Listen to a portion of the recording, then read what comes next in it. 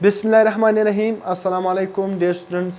आज हमारा second year का नेक्स्ट चैप्टर है। आज हम न्यूक्लियर फिजिक्स को पढ़ने जा रहे हैं। इस न्यूक्लियर फिजिक्स के यार हम हर बेसिक और हर कम्प्लेक्स एमसीक्यूज हम क्या करेंगे, डिस्कस करेंगे। आपके जो भी कम्पिटिटिव एग्जाम ईटा, एमडीके, नम्स, इसमें जो भी टॉपिक शामिल होंगे उससे रिलेटेड हम जो टॉपिक है उसी से रिलेटेड हम क्या करेंगे, एमसीक्यूज डिस्कस करेंगे। पास्ट पेपर के एमसीक्यूज भी डिस्कस करेंगे, यूएचएस, ईटा, इसके पास्ट पेपर के एमसीक्यूज भी डिस्कस करेंगे और पीएमसी प्रैक्टिस एमसीक्यूज भी डिस्कस करेंगे और भी प्रैक्टिस एमसीक्यूज क्या करेंगे, डिस्कस करेंगे। तो न्यूक्लियर फिजिक्स से हर इंपॉर्टेंट, हर बेसिक, हर कम्प्लेक्स एमसीक्यूज हम क्या करेंगे, डिस्कस करेंगे। अगर आपने ये लेक्चर लास्ट तक देख लिया तो आपका न्यूक्लियर फिजिक्स बिल्कुल क्लियर हो जाएगा। तो अगर आप चैनल पर नए हो तो काइंडली चैनल को सब्सक्राइब कर दिया और बेल आइकन की घंटी को पुश कर दिया ताकि आपको नए आने वाली लेक्चर की नोटिफिकेशन मिल सके। तो हम लेक्चर को स्टार्ट करते हैं।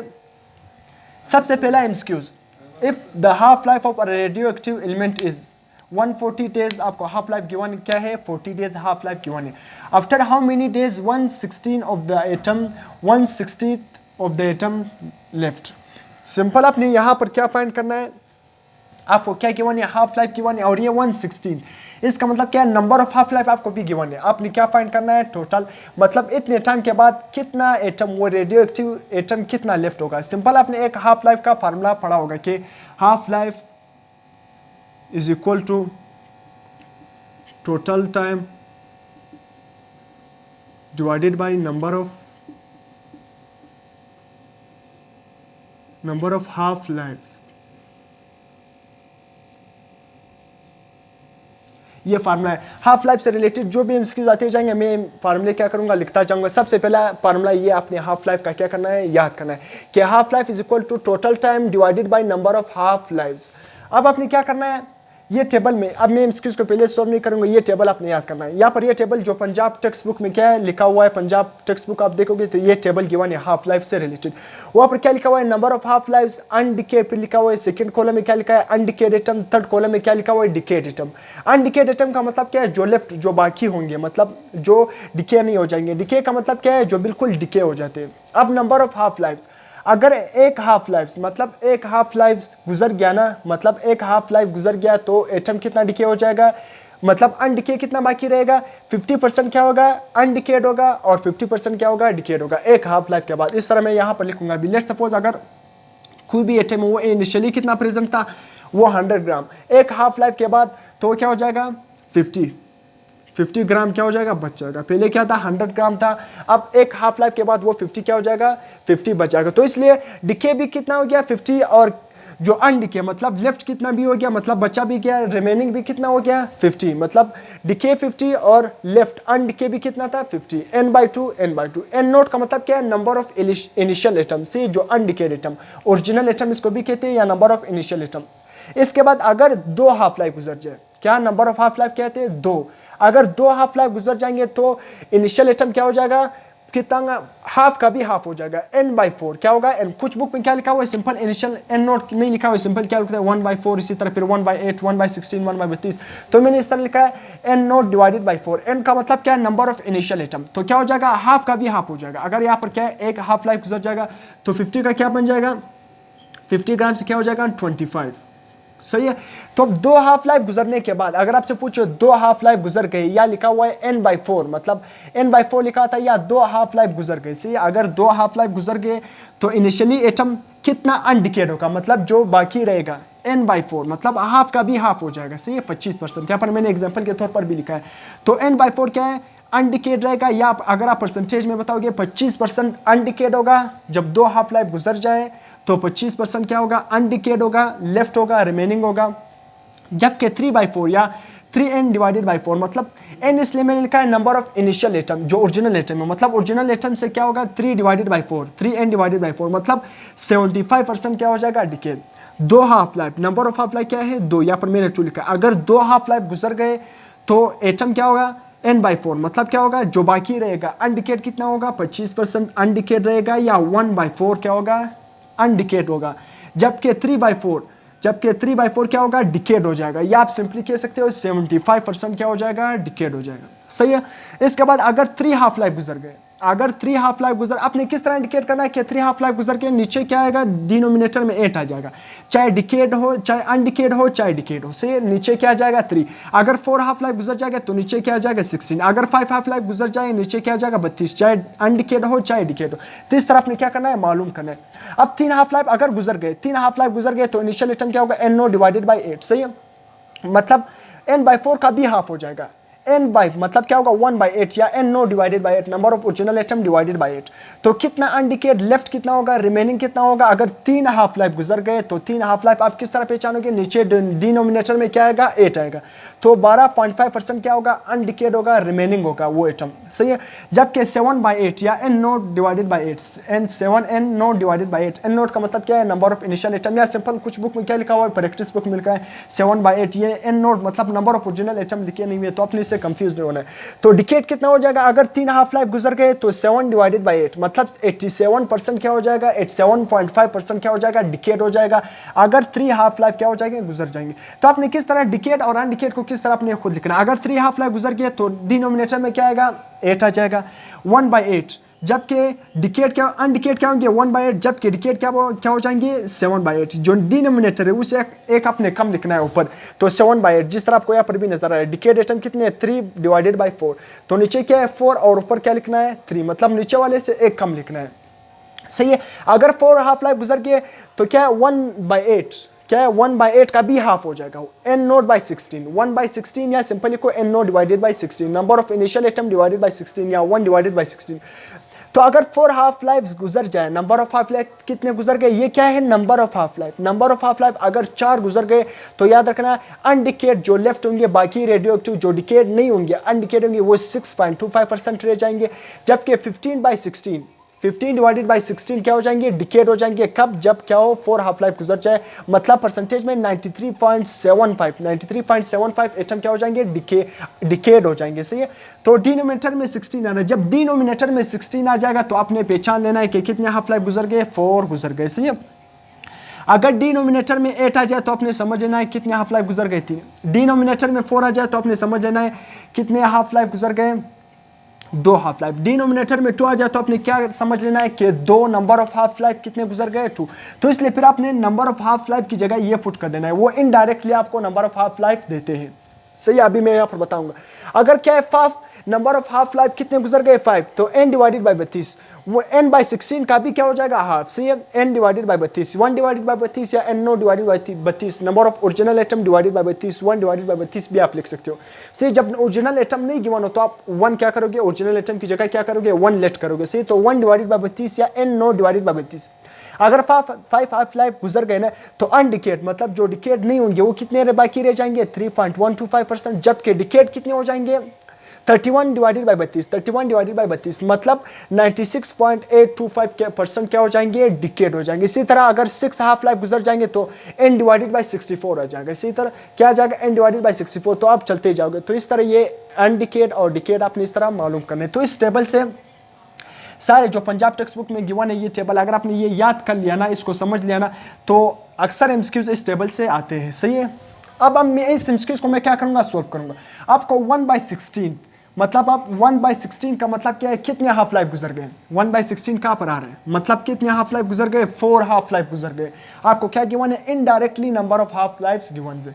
यहाँ पर क्या लिखा हुआ है, then after how many days 1/16 of the atom left, कितने डेज के बाद 1/16 एटम क्या हो जाएगा, लेफ्ट हो जाएगा। कितना हो जाएगा 1/16 लेफ्ट हो जाएगा, मतलब अनडिकेड 1/16 टाइम के बाद। तो आपको नजर आ रहा है कि 1/16 का जब डिनोमिनेटर में 16 आ जाए तो आपको समझ आएगा कि ये कितने half life, number of half life नहीं, नंबर ऑफ हाफ लाइफ कितने गुजर गए 4। तो यहां पर आप सिंपल लिख देना, सही है। सिंपल आपसे आपको हाफ लाइफ कितना गिवन है 40 days, number of half life कितने गिवन है, यहाँ पर क्या आ रहा है 16, 1/16 आ रहा है, सही या 1/16। तो नंबर ऑफ हाफ लाइफ कितने गुजरे होंगे 4। आपसे क्या पूछा गया है, आपसे पूछा गया है टोटल टाइम। टोटल टाइम आप किस तरह फाइंड करोगे, हाउ मेनी डेज, मतलब टोटल टाइम आपसे सिंपल इनडायरेक्टली पूछा हुआ है। तो टोटल टाइम आप किस तरह फाइंड करोगे, नंबर ऑफ हाफ लाइफ से क्या करोगे, हाफ लाइफ मल्टीप्लाई करोगे। तो टोटल टाइम, सही है, total time is equal to number of half life कितने, नंबर ऑफ हाफ लाइफ आपको किस तरह पता चल गया 1/16। जब डिनोमिनेटर में 16 आ जाए ना तो आपको डायरेक्ट पता चल जाता है कि नंबर ऑफ हाफ लाइफ कितने गुजर गए 4। तो number of half life 4 multiply by half life आपको कितना गिवन है, यहाँ पर आपको गिवन भी है कि the half life of the radio active element is 40 days. Half life कितना है 40। तो जब 4 को 40 से मल्टीप्लाई करोगे क्या आ जाएगा, 4 4 16 आपके साथ 160 160 डेज आ जाएगा। तो आपका आंसर कौन सा होगा 160 डेज आपका करेक्ट ऑप्शन बन जाएगा। सही है। तो इस तरह ये टेबल को आप याद कर लेना, हाफ लाइफ के एमसीक्यू सारे आसान हो जाएंगे। इसके बाद MCQ number 2, the 1/4 of the radio active atom remains undecayed. मतलब क्या है 1/4। अब यहाँ पर क्या वर्डिंग में गिवन है, 1/4 का मतलब क्या है 1/4। 1/4 का मतलब क्या है 1/4। और इसको आपने समझना है जब नीचे 4 आ जाए कितने नंबर ऑफ हाफ लाइफ गुजर जाते हैं, नंबर ऑफ हाफ लाइफ जब नीचे 4 आ जाए आपको नजर भी आ रहा है तो 2 हाफ लाइफ, मतलब 2 हाफ लाइफ गुजर गए। अभी आपसे पूछा क्या गया कि the 1/4 of the radio active atom remains undecayed after 50 days. सही है। The half life will be, आपको टोटल टाइम क्या गिवन है, ये नंबर ऑफ हाफ लाइफ आपको कितनी गिवन है, आप 1/4 से निकाल सकते हैं। 1/4 का मतलब क्या है, जब नीचे डिनोमिनेटर में 4 आ जाए ना, जब डिनोमिनेटर में 4 आ जाए तो आपको पता चल जाता है कि नंबर ऑफ हाफ लाइफ कितने गुजर गए 2। तो आपसे पूछा क्या है the half life will B. अब आपने हाफ लाइफ फाइंड करना है। टोटल टाइम आपको कितना गिवन है 50। नंबर ऑफ हाफ लाइफ आप किस तरह निकाल सकते हो, आपको 1/4 of the radioactive remain undecayed के आपसे क्या गिवन है कि 1/4 NO डिवाइडेड बाई 4, इसको आप 1/4 भी लिख सकते हो ना कि 1/4 क्या हो गया अनडिकेट रह गए। 1/4 जब बाकी रह जाए तो हाफ लाइफ कितने नंबर ऑफ हाफ लाइफ कितने गुजरे होंगे 4। या सिंपल आप डायरेक्ट इस तरह भी समझ सकते हो 1/4 का मतलब क्या है 1/4। जब डिनोमिनेटर में 4 आ जाए ना, जब डिनोमिनेटर में 4 आ जाए तो नंबर ऑफ हाफ लाइफ नहीं, नंबर ऑफ हाफ लाइफ कितने गुजरेंगे 2। तो सिंपल यहाँ पर फार्मूले में आप क्या करोगे, हाफ लाइफ आप सिंपल फाइंड कर सकते हो कि half life is equal to total time कितना है 50 डेज। तो 50 डेज आपने आपसे क्या पूछा है कि हाफ लाइफ विल बी, आपने हाफ लाइफ फाइंड करना है। Total time 50 days divided by number of half life आपसे पूछा गया कि 1/4 मतलब क्या, नंबर ऑफ हाफ लाइफ कितने गुजर गए 1/4 एटम क्या है रिमेन्स है, मतलब बाकी रह गए। 1/4 कब बाकी रह जाते कि जब नंबर ऑफ हाफ लाइफ कितने गुजर जाए 2। तो यहाँ पर नंबर ऑफ हाफ लाइफ आप क्या लिख सकते हो 2 लिख सकते हो, यानी तो 2 लिखते। कहाँ से आपने नंबर ऑफ हाफ लाइफ निकाली, आपको 1/4 से अंदाजा हो गया कि 1/4 एटम बाकी रह जाता है कितने हाफ लाइफ के बाद। Number of half life 1/4 atom कब रह जाता है कि जब नंबर ऑफ हाफ लाइफ 2 गुजर जाए। सही है। या आप डिनोमिनेटर में जब 4 आ जाए तो आपको समझ लग जाता है कि नंबर ऑफ हाफ लाइफ कितने गुजरे 2। तो 50 को 2 से डिवाइड करोगे तो क्या आ जाएगा 25 डेज। क्या आएगा 25 days. 100 days 25 days, 200 days 20 days. तो आंसर ऑप्शन भी क्या होगा करेक्ट 25 डेज इसका क्या बन जाएगा आंसर बन जाएगा। अब MCQ number 3, the percentage of radio active element left after 3 half life. आपसे क्या पूछा है कि the percentage of radio active element left, अब आपसे परसेंटेज मांग रहा है। अगर आपने इस टेबल को समझ लिया तो इसका आंसर आपने अब दे चुके भी होंगे। मतलब क्या पूछा है कि the percentage of radio active element left after 3 half life, कि जब 3 हाफ लाइफ गुजर जाए ना, 3 हाफ लाइफ गुजर जाए तो वो रेडियो एक्टिव एलिमेंट का कितना परसेंटेज, क्या the percentage of radio active element left, मतलब लेफ्ट का मतलब क्या है अनडिकेट। 3 हाफ लाइफ जब गुजर जाए तो वो एटम का जो लेफ्ट बाकी कितना रह जाएगा जब 3 हाफ लाइफ उस एटम पर गुजर जाएगी। तो सिंपल 12.5, 3.125, 87.5, इसके बाद 50.5। तो आंसर आपको यहाँ पर नजर भी आ रहा है 1 2 3। जब 3 हाफ लाइफ गुजर जाए ना, आपको टेबल में नजर आ रहा है एक हाफ लाइफ गुजर गया, दूसरा हाफ लाइफ गुजर गया, तीसरा हाफ। जब 3 हाफ लाइफ गुजर जाए ना, 3 हाफ लाइफ जब गुजरेंगे ना, आपसे पूछा गया कि लेफ्ट आफ्टर, जब 3 हाफ लाइफ गुजर जाना वो एटम बाकी कितना रह जाएगा लेफ्ट आफ्टर, बाकी कितना रह जाएगा। तो अनडिकेट, लेफ्ट का मतलब क्या है, अनडिकेट का मतलब क्या है लेफ्ट या रिमेनिंग, लेफ्ट या रिमेनिंग। सही है, लेफ्ट या रिमेनिंग। रिमेनिंग का स्पेलिंग मैंने जल्दी में लिख लिया, सही है। तो रिमेनिंग, लेफ्ट या रिमेनिंग। तो 3 हाफ लाइफ जब गुजर जाएंगे तो वो एटम बाकी कितना रह जाएगा, आपको नजर भी आ रहा है ये 1 2 3। जब 3 हाफ लाइफ गुजर जाएंगे, 3 हाफ लाइफ गुजरने का मतलब क्या है 1/8। 1/8 क्या हो जाएगा लेफ्ट हो जाएगा। 1/8 क्या हो जाएगा, वो एटम अनडिकेट रहेगा, बाकी रहेगा। बाकी 7/8 वो क्या रहेगा 7/8 डिके हो जाएगा, मतलब 87.5 वो डिके हो जाएगा, जबकि 12.5 वो क्या रहेगा बाकी रहेगा 1/8 या 12.5। तो आंसर क्या हो जाएगा, इसका आंसर क्या हो जाएगा, इसका आंसर ऑप्शन ए हो जाएगा। मतलब 12.5 आपसे पूछा गया कि 3 हाफ लाइफ के बाद कोई रेडियो एक्टिव एलिमेंट कितना बचता है, 3 हाफ लाइफ आपको नजर आ रहा है, 3 हाफ लाइफ के बाद रेडियो एक्टिव एलिमेंट 1/8 या 12.5 बाकी रहता है, सही है। अगर मैं इस एमसीक्यूज को चेंज करता कि the percentage of radio active element left ना लिखता, अगर मैं लिखता decade after 3 half life, left की जगह में क्या लिखता डिकेड, फिर आप क्या ऑप्शन देती, फिर आपने कौन सा ऑप्शन देना था, इट्स 1.5। क्यों, क्योंकि आपसे क्या पूछा है कि the percentage of radio active element left की जगह क्या लिखा था डिकेड आफ्टर 3 हाफ लाइफ, मतलब कितना 3 हाफ लाइफ अगर गुजर गए ना तो वो एटम कितना डिकेड हो जाएगा। तो आपको नजर आ रहा है जब 3 हाफ लाइफ गुजर जाए तो वो एटम कितना डिकेड हो जाता है 7/8 या 87.5%। तो फिर आपका ऑप्शन सी बन जाता है, क्या बन जाता है सी। तो इस तरह आपसे इस तरह एमसीक्यूज भी आ सकते हैं, सही। तो इसलिए मैं पैरेलल एमसीक्यूज भी बताता हूँ कि इस तरह भी बन सकते हैं, इस तरह भी बन सकते हैं। इसके बाद MCQs number 4, the half life of radio active element is 3 days. एक एटम है जिसका हाफ लाइफ आपको गिवन है 3 ईयर्स है, उसका हाफ लाइफ क्या है 3 years. The atom that will remain in 9 years, वो एटम जो 9 ईयर में क्या हो जाएगा रिमेन, मतलब बाकी रह जाएगा, अनडिकेड रह जाएगा। आपको क्या गिवन है, आप इस तरह किस तरह निकालोगे, सिंपल आपको टाइम गिवन है, टाइम कितना, हाफ लाइफ आपको कितना गिवन है 3, the atom will remain in 9 years, मतलब टोटल टाइम आपको कितना गिवन है 9। तो आप क्या करोगे, हाफ लाइफ किस तरह निकालोगे, हाफ लाइफ जब आप निकालोगे तो आपको अंदाजा हो जाएगा किस तरह। आपको नंबर हाफ लाइफ कितना गिवन है 3 ईयर, जबकि the atom that will remain in 9 year, जबकि टोटल टाइम क्या है आपके साथ और हाफ लाइफ आपके साथ क्या है 3। तो सिंपल इस फार्मूले में पुट कर देना यहाँ पर, फिर आपको अंदाजा हो जाएगा, सही है। पहले आपने नंबर ऑफ हाफ लाइफ निकालनी है। नंबर ऑफ हाफ लाइफ आप किस तरह निकालते हो, नंबर ऑफ हाफ लाइफ आपको हाफ लाइफ गिवन है और टोटल टाइम, हाफ लाइफ आपको कितना गिवन है 3 ईयर, जबकि टोटल टाइम कितना गिवन है, टोटल टाइम 9 ईयर। आपने नंबर ऑफ हाफ लाइफ निकाल देने, फिर उसी से अंदाजा लगाना है कि वो एटम कितना बाकी रहेगा, सही है। तो नंबर ऑफ हाफ लाइफ को हम एन से रिप्रेजेंट करते हैं, सही है। तो ये एन इधर आ जाएगा और हाफ लाइफ डिवाइड हो जाएगा। तो number of half life is equal to total time, total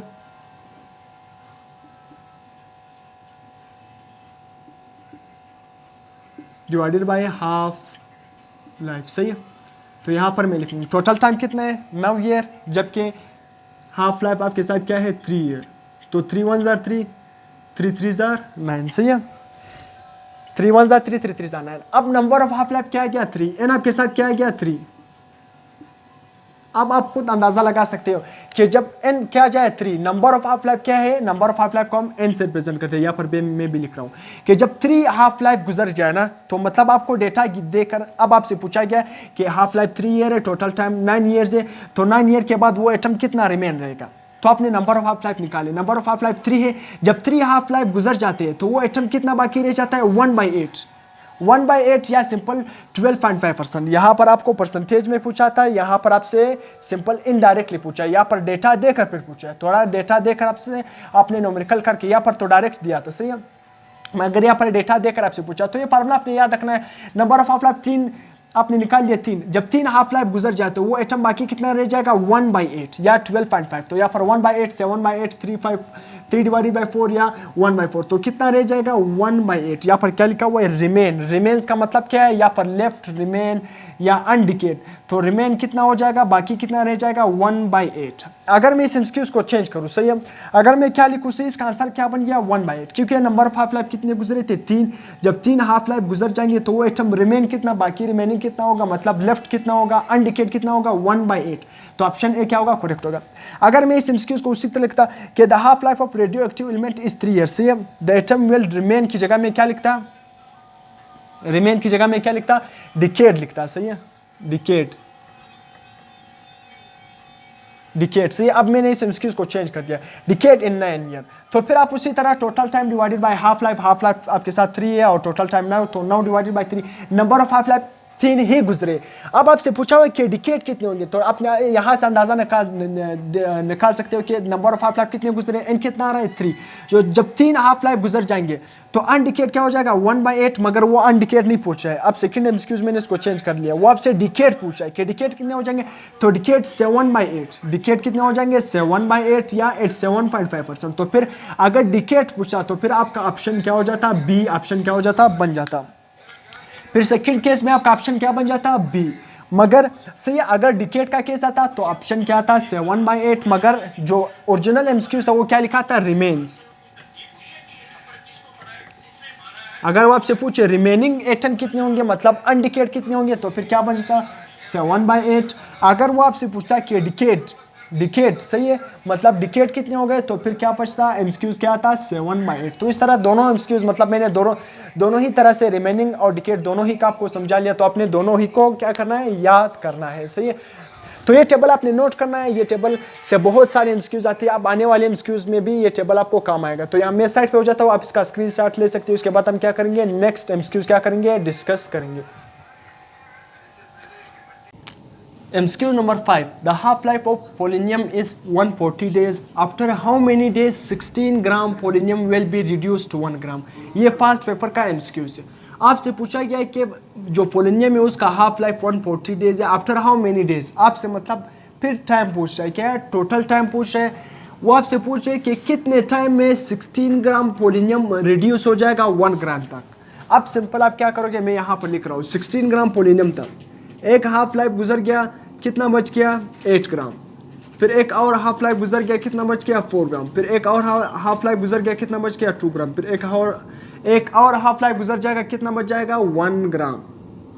तो आपको बताया भी है कि 16 ग्राम से लेकर 1 ग्राम तक वो रिड्यूस हो गया कितने टाइम में। अब सिंपल आप हाफ लाइफ काउंट करो, 1 2 3 4, 4 हाफ लाइफ गुजर गए। से आपने नंबर को काउंट नहीं करना कि 1 2 3 4 5, नंबर तो 5 है मगर हाफ लाइफ कितने गुजरे, 4 हाफ लाइफ गुजरे। सी एरो 1 2 3 4, तो कितने हाफ लाइफ आपके साथ, नंबर ऑफ हाफ लाइफ नहीं, नंबर ऑफ हाफ लाइफ कितने गुजरे, एन आपके साथ क्या है 4, और हाफ लाइफ आपके साथ क्या है 140 डेज।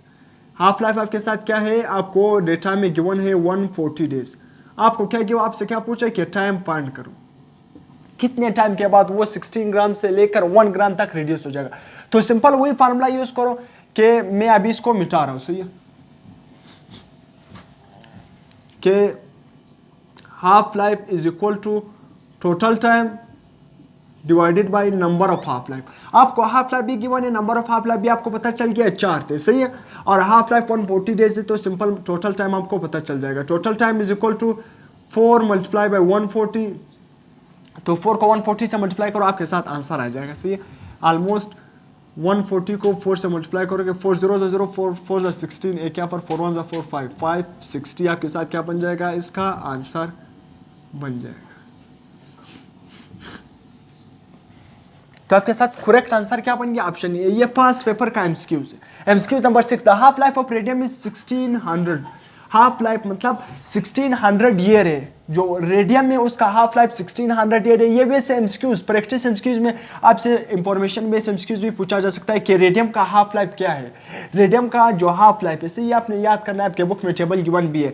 16 जो रेडियम का हाफ लाइफ है वो 1600 ईयर है, तो आपने वैसे इसको भी याद करना है। यहाँ पर आपको क्या गिवन है, the half life of radium is 1600 years. जो रेडियम में उसका हाफ लाइफ क्या है 1600 ईयर्स है। 1/8 of the atom left in. अब 1/8 ऑफ द एटम, कितने टाइम के बाद 1/8 ऑफ द एटम क्या हो जाए, बाकी रह जाएंगे। आपसे क्या पूछा गया है, हाफ लाइफ गिवन है, फिर क्या पूछा गया है कि 1/8 का मतलब क्या है 1 डिवाइडेड बाय 8 एटम लेफ्ट हो जाएंगे। 1/8 of the atom left in मतलब अगर 1/8 ऑफ द एटम क्या हो जाए, बाकी रह जाए, तो टोटल टाइम मतलब आपने फिर से क्या फाइंड करना है, टाइम, टोटल टाइम। क्यों, क्योंकि आपसे पूछा गया कि हाफ लाइफ इतना है, 1/8 of the atom left in. 1/8 of the atom का मतलब क्या है, आपको नंबर ऑफ हाफ लाइफ भी गिवन है ना। 1/8 से मैंने आपको बता दिया, जब 1/8 का मतलब क्या है 1 डिवाइडेड बाय 8। जब डिनोमिनेटर में क्या आ जाए 8 आ जाए, आपको नजर भी आ रहा है, जब डिनोमिनेटर में 8 आ जाए ना, 1/8 का मतलब क्या है, मतलब 1 डिवाइडेड बाय 8, सही है। डिनोमिनेटर में जब 8 आ जाए तो उसका मतलब ये वहाँ पर नंबर ऑफ हाफ लाइफ कितने गुजरे होंगे 3। तो इसलिए मैं यहाँ पर कह सकता हूँ कि आपके साथ नंबर ऑफ हाफ लाइफ कितने गुजरे हैं 3, सही है। आपसे नंबर ऑफ हाफ लाइफ मतलब एन आपको कितना गिवन है 3, हाफ लाइफ आपको 1600 ईयर गिवन है। तो सिंपल आप क्या करो, इसका आंसर फाइंड करो। टोटल टाइम आपसे पूछा गया है क्या, 4.8 10 पावर -3 डे आएगा, 4.8 10 पावर +3 डे आएगा। सिंपल मल्टीप्लिकेशन है। फिर से आपको हाफ लाइफ भी गिवन है, नंबर ऑफ हाफ लाइफ आपने किस तरह निकाल दिया 1/8। 1/8 का मतलब क्या है, डिनोमिनेटर में क्या आ रहे हैं 8 आ रहे हैं। जब डिनोमिनेटर में 8 आ जाएगा ना, तो उसका मतलब ये है वहां पर हाफ लाइफ कितने गुजरे होंगे 3। तो सिंपल टोटल टाइम फिर आप फाइंड करोगे, total time is equal to 3, number of half life 3 है, हाफ लाइफ आपके साथ क्या है 1600 ईयर। जब इसको आप मल्टीप्लाई करोगे, 3 को 16 से मल्टीप्लाई करोगे 48, 2 0 वैसे लिखते हैं। तो इसको आप इस तरह भी लिख सकते हो 4.8 मल्टीप्लाई बाई 10⁻³ डेज। सही है, 4.8 मल्टीप्लाई बाई 10⁻+3, 4.8 10⁻+3 डेज। ये -3 नहीं आ रहा है, 480 नहीं आ रहा है, 40 डे नहीं है, तो इन डायरेक्ट आपको ऑप्शन यहाँ पर ऑप्शन बी आपका करेक्ट होगा, 4.8 multiply by 10⁻+3 days. MCQ number 7, after 4 half life of radio active, 4 half life गुजरने के बाद रेडियो एक्टिव, यहाँ पर आप एलिमेंट भी लिख लेना है, radio active element, the percentage of undecayed, जो 4 हाफ लाइफ गुजरने के बाद वो एटम कितना, उसका जो परसेंटेज है वो कितना बाकी रह जाएगा, अनडिकेड नहीं होगा। मतलब एक एटम है, एक रेडियो एक्टिव एलिमेंट है, अगर उस पर 4 हाफ लाइफ गुजर जाए तो वो कितना बाकी रह जाएगा, अनडिकेड, मतलब जो क्या होगा, रिमेनिंग कितना बाकी रह जाएगा। तो बहुत ही सिंपल, बहुत ही आसान, आपको नजर भी आ रहा है। 3 हाफ लाइफ, क्या पूछा हुआ है, 4 हाफ लाइफ। जब 4 हाफ लाइफ गुजर जाए ना, 4 हाफ लाइफ जब गुजर जाए, आपसे क्या पूछा गया कि वो परसेंटेज में बताओ वो कितना अनडिकेड बाकी रहेगा। अगर आपको टेबल बताए तो 4 हाफ लाइफ गुजरने के बाद 1 आवर 16, अगर परसेंटेज में नहीं पूछा था तो डायरेक्ट 1 आवर 16 भी आप कह सकते हो, मगर आपसे परसेंटेज में पूछा गया 6.25 क्या बाकी रिमेनिंग होगा। 6.4 हाफ लाइफ गुजरने के बाद किसी भी जब एटम रेडियो एक्टिव पर अगर 4 हाफ लाइफ गुजर गए तो वो अनडिकेड कितना बाकी रह जाएगा परसेंटेज में, 6.25 या 1 आवर 16। अगर आपसे पूछता है कि डिकेड, इस एमसीक्यू का अगर मैं चेंज करूं कि 4 हाफ लाइफ गुजरने के बाद the percentage of decade atom, decade मतलब कितना डिकेड हो गया, तो फिर क्या था 93.75, 93.75 क्या था, इसका ऑप्शन करेक्ट होता।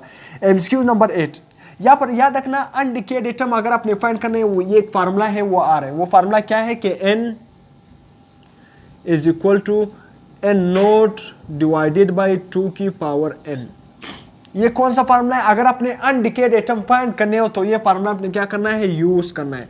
इसी तरह डिकेड का किस तरह फाइंड करोगे, अगर आपने डिकेड एटम का फार्मूला लगाना है तो फिर वो किस तरह यूज करोगे, simple, n is equal to n0 minus n0 ये डिवाइडेड बाई 2 की पावर n।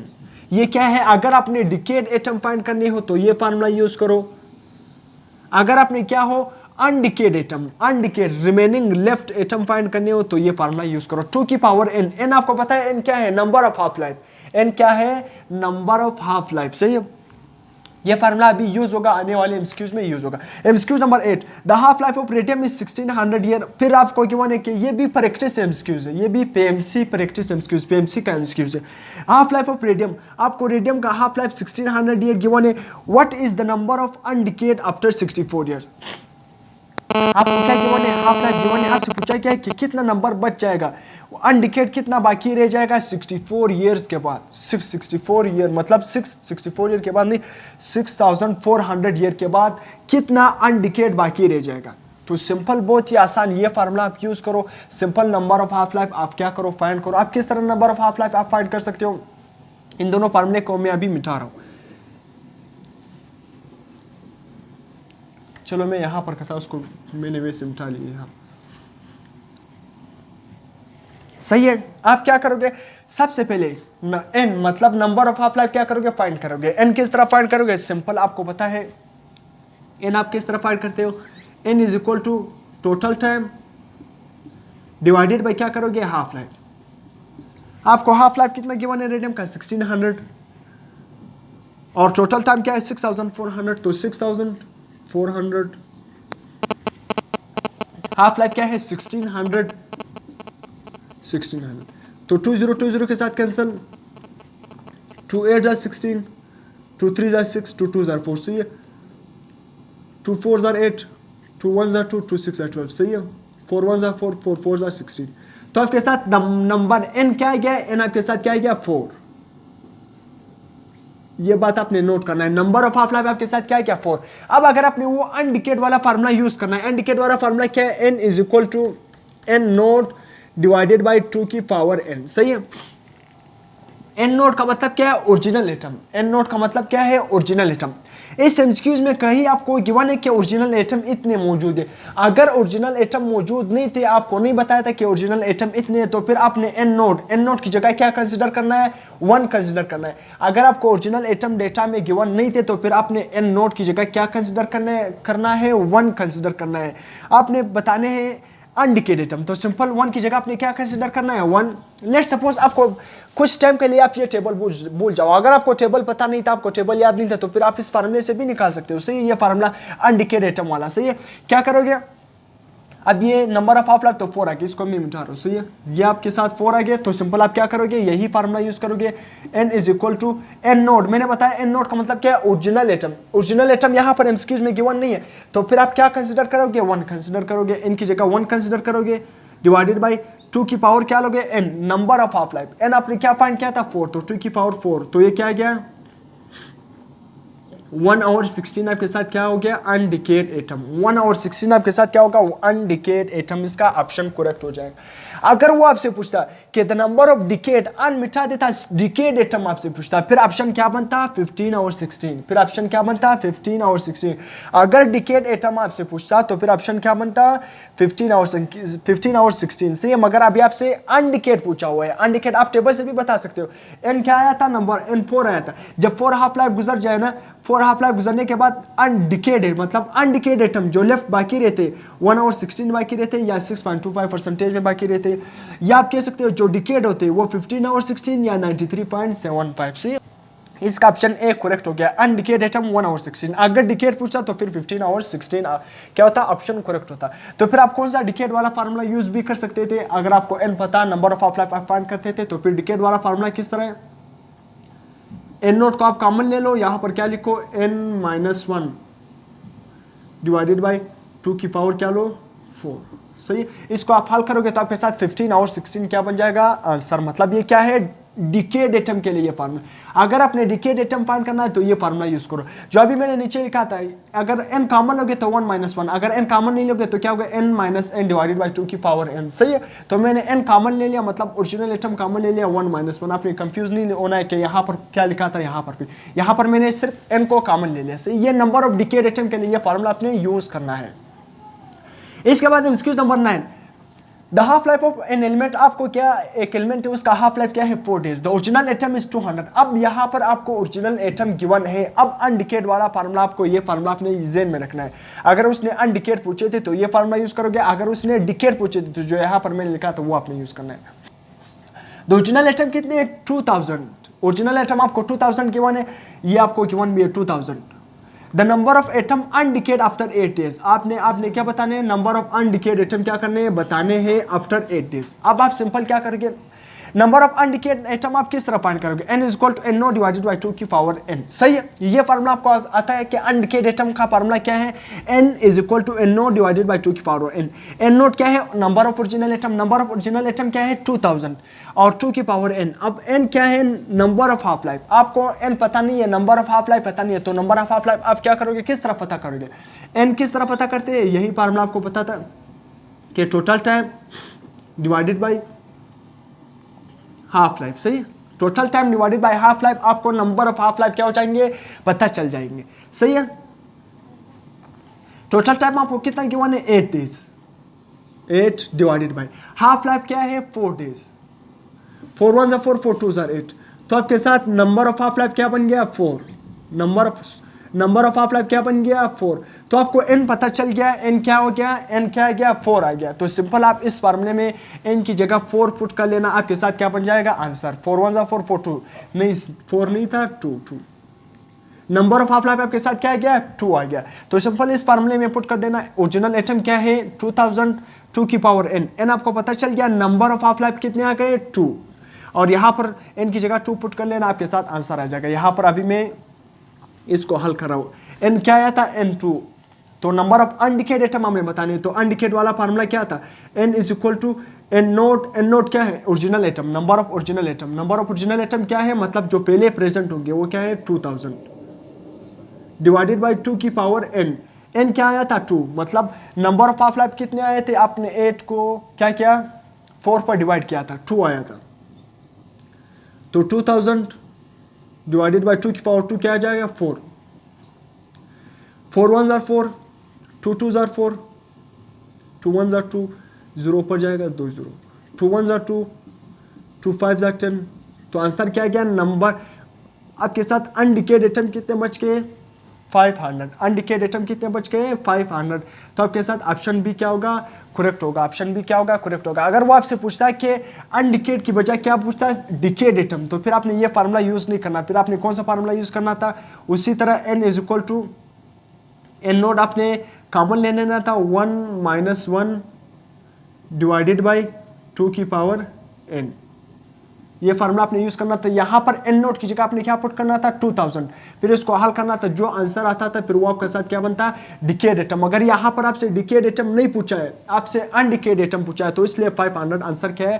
करेक्ट। तो इसलिए डिकेड एटम भी पूछा जा सकता है, तो आपने डिकेड वाला एटम फार्मूला भी यूज करना है। सिंपल एन नोट की जगह 2000, 2 की पावर n आपके साथ 2 आया था, तो सिंपल हल करो, जो डिकेड एटम आ गया था तो वो भी आप बता सकते हो, अनडिकेड भी बता सकते हो। तो दोनों फार्मूले को आपने याद रखने, नंबर ऑफ डिकेड एटम किस तरह फाइंड कर सकते हो और अनडिकेड एटम क्या किस तरह फाइंड कर सकते हो। तो यहां तक आप स्क्रीनशॉट ले सकते हो। उसके बाद हम नेक्स्ट एमसीक्यूज क्या करेंगे? डिस्कस करेंगे। MCQs number 10, the relation between decay constant and half life of radio active substance is. ये फर्स्ट पेपर का एमसीक्यूज है, तो ये आपने डिफिनेशन को भी क्या करना है? याद करना है। मतलब हर चीज का डिफिनेशन, रिलेशन, इस तरह एमसीक्यूज भी आते हैं। ये फर्स्ट पेपर का एमसीक्यूज है। डिके कांस्टेंट और हाफ लाइफ में रिलेशन क्या है, तो इसलिए आपने हर चीज क्या करना है? पढ़ना है, हर चीज को देखना है। तो ऑप्शन ए में decay constant is equal to 1 divided by, आपको मैं डायरेक्ट यहाँ पर रिलेशन बताऊँ कि डिके कांस्टेंट और हाफ लाइफ में रिलेशन क्या है।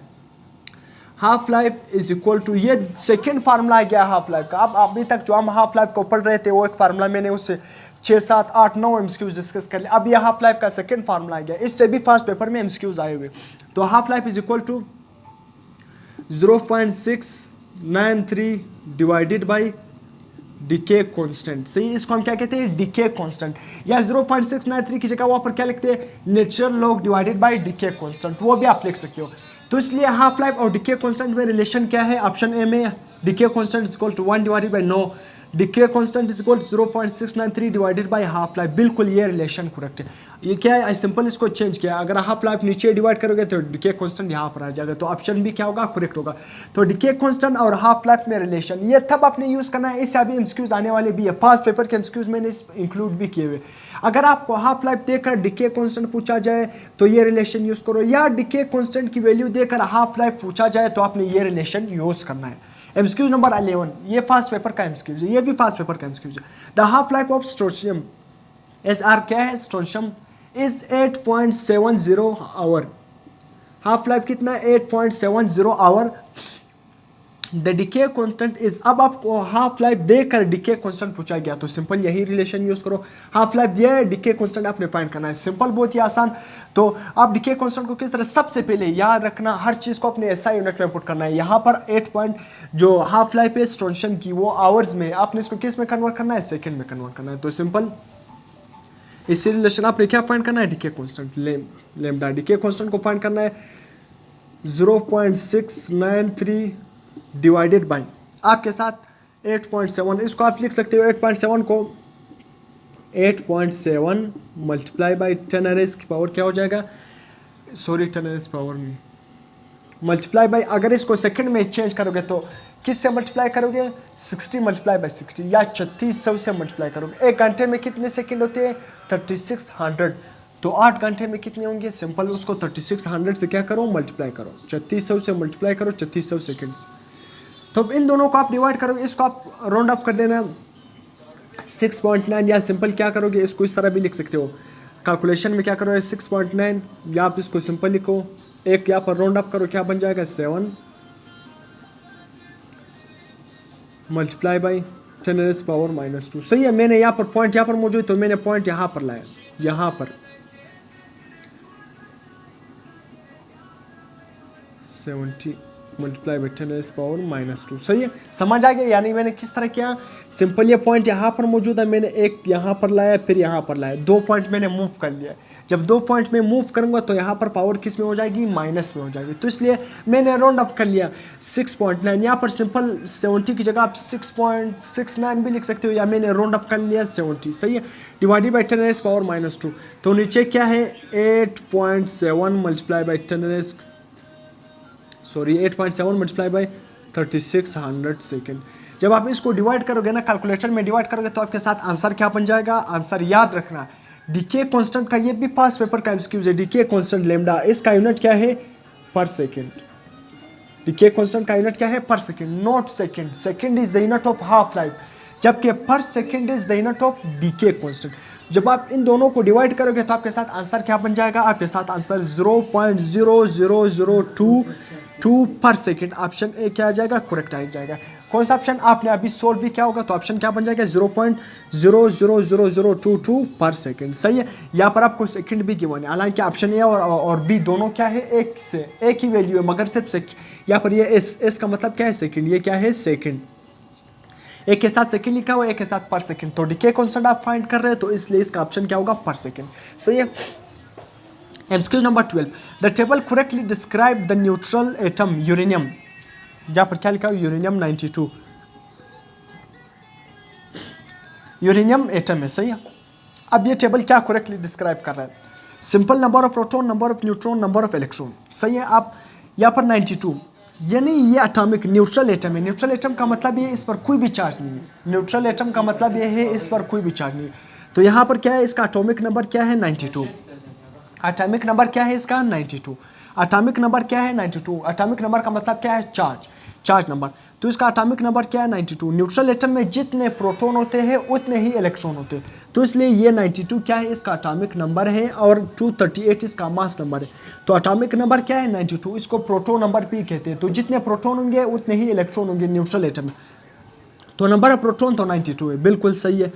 यहाँ पर भी 92 आ रहा है, यहाँ पर भी 92। तो ये तीन ऑप्शन में तो 92 आ रहा है। अब आगे देखते हैं, ऑप्शन सी क्या हो गया? करेक्ट। 238 इसका नंबर ऑफ प्रोटॉन नहीं है। नंबर ऑफ प्रोटॉन क्या है? 92, जबकि ये मास नंबर है।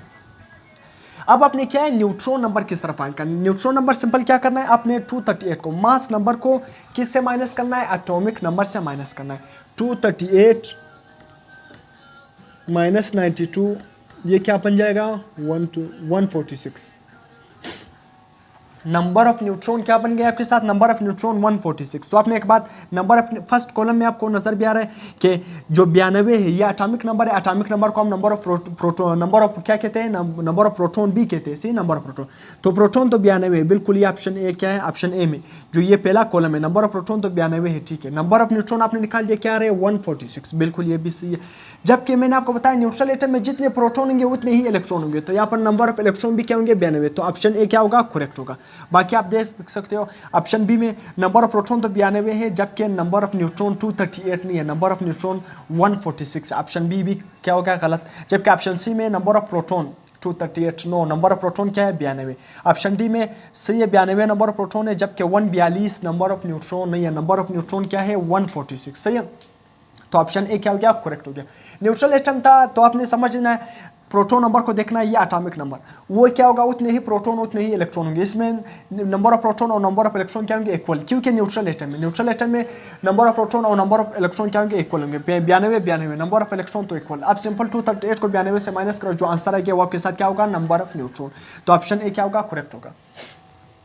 इसके बाद MCQ number 13, the half life of radio active nucleus, radium आपके साथ गिवन है, इज 5 मल्टीप्लाई बाय 10 की पावर प्लस 10 सेकेंड ईयर। सही है। ये आपके साथ क्या है? हाफ लाइफ गिवन है।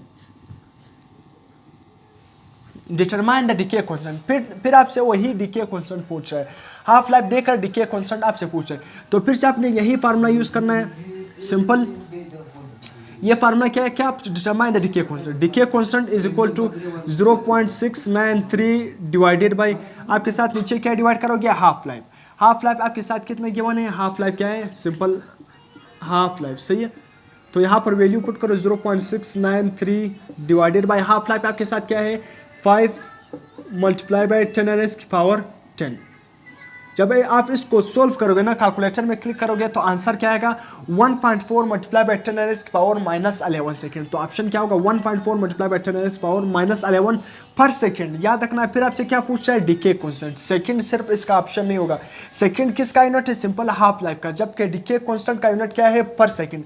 तो इसलिए जब आप इन दोनों को डिवाइड करोगे तो अब मैं अभी इसलिए अगर मैं अभी यहाँ पर कैलकुलेशन स्टार्ट करूँ तो वीडियो लेंथी बन जाएगी, तो इसलिए मैं डायरेक्ट इन दोनों को जब आप डिवाइड करोगे तो आंसर क्या आएगा? 1.4 मल्टीप्लाई बाय 10 की पावर -11 पर सेकेंड। फिर से कह रहा हूँ, ऑप्शन भी क्या होगा? करेक्ट। 1.4 मल्टीप्लाई बाय 10 की पावर -11 पर सेकेंड। तो यहाँ तक आप स्क्रीनशॉट ले सकते हो। इसके बाद हम नेक्स्ट एमसीक्यूज क्या करेंगे? डिस्कस करेंगे।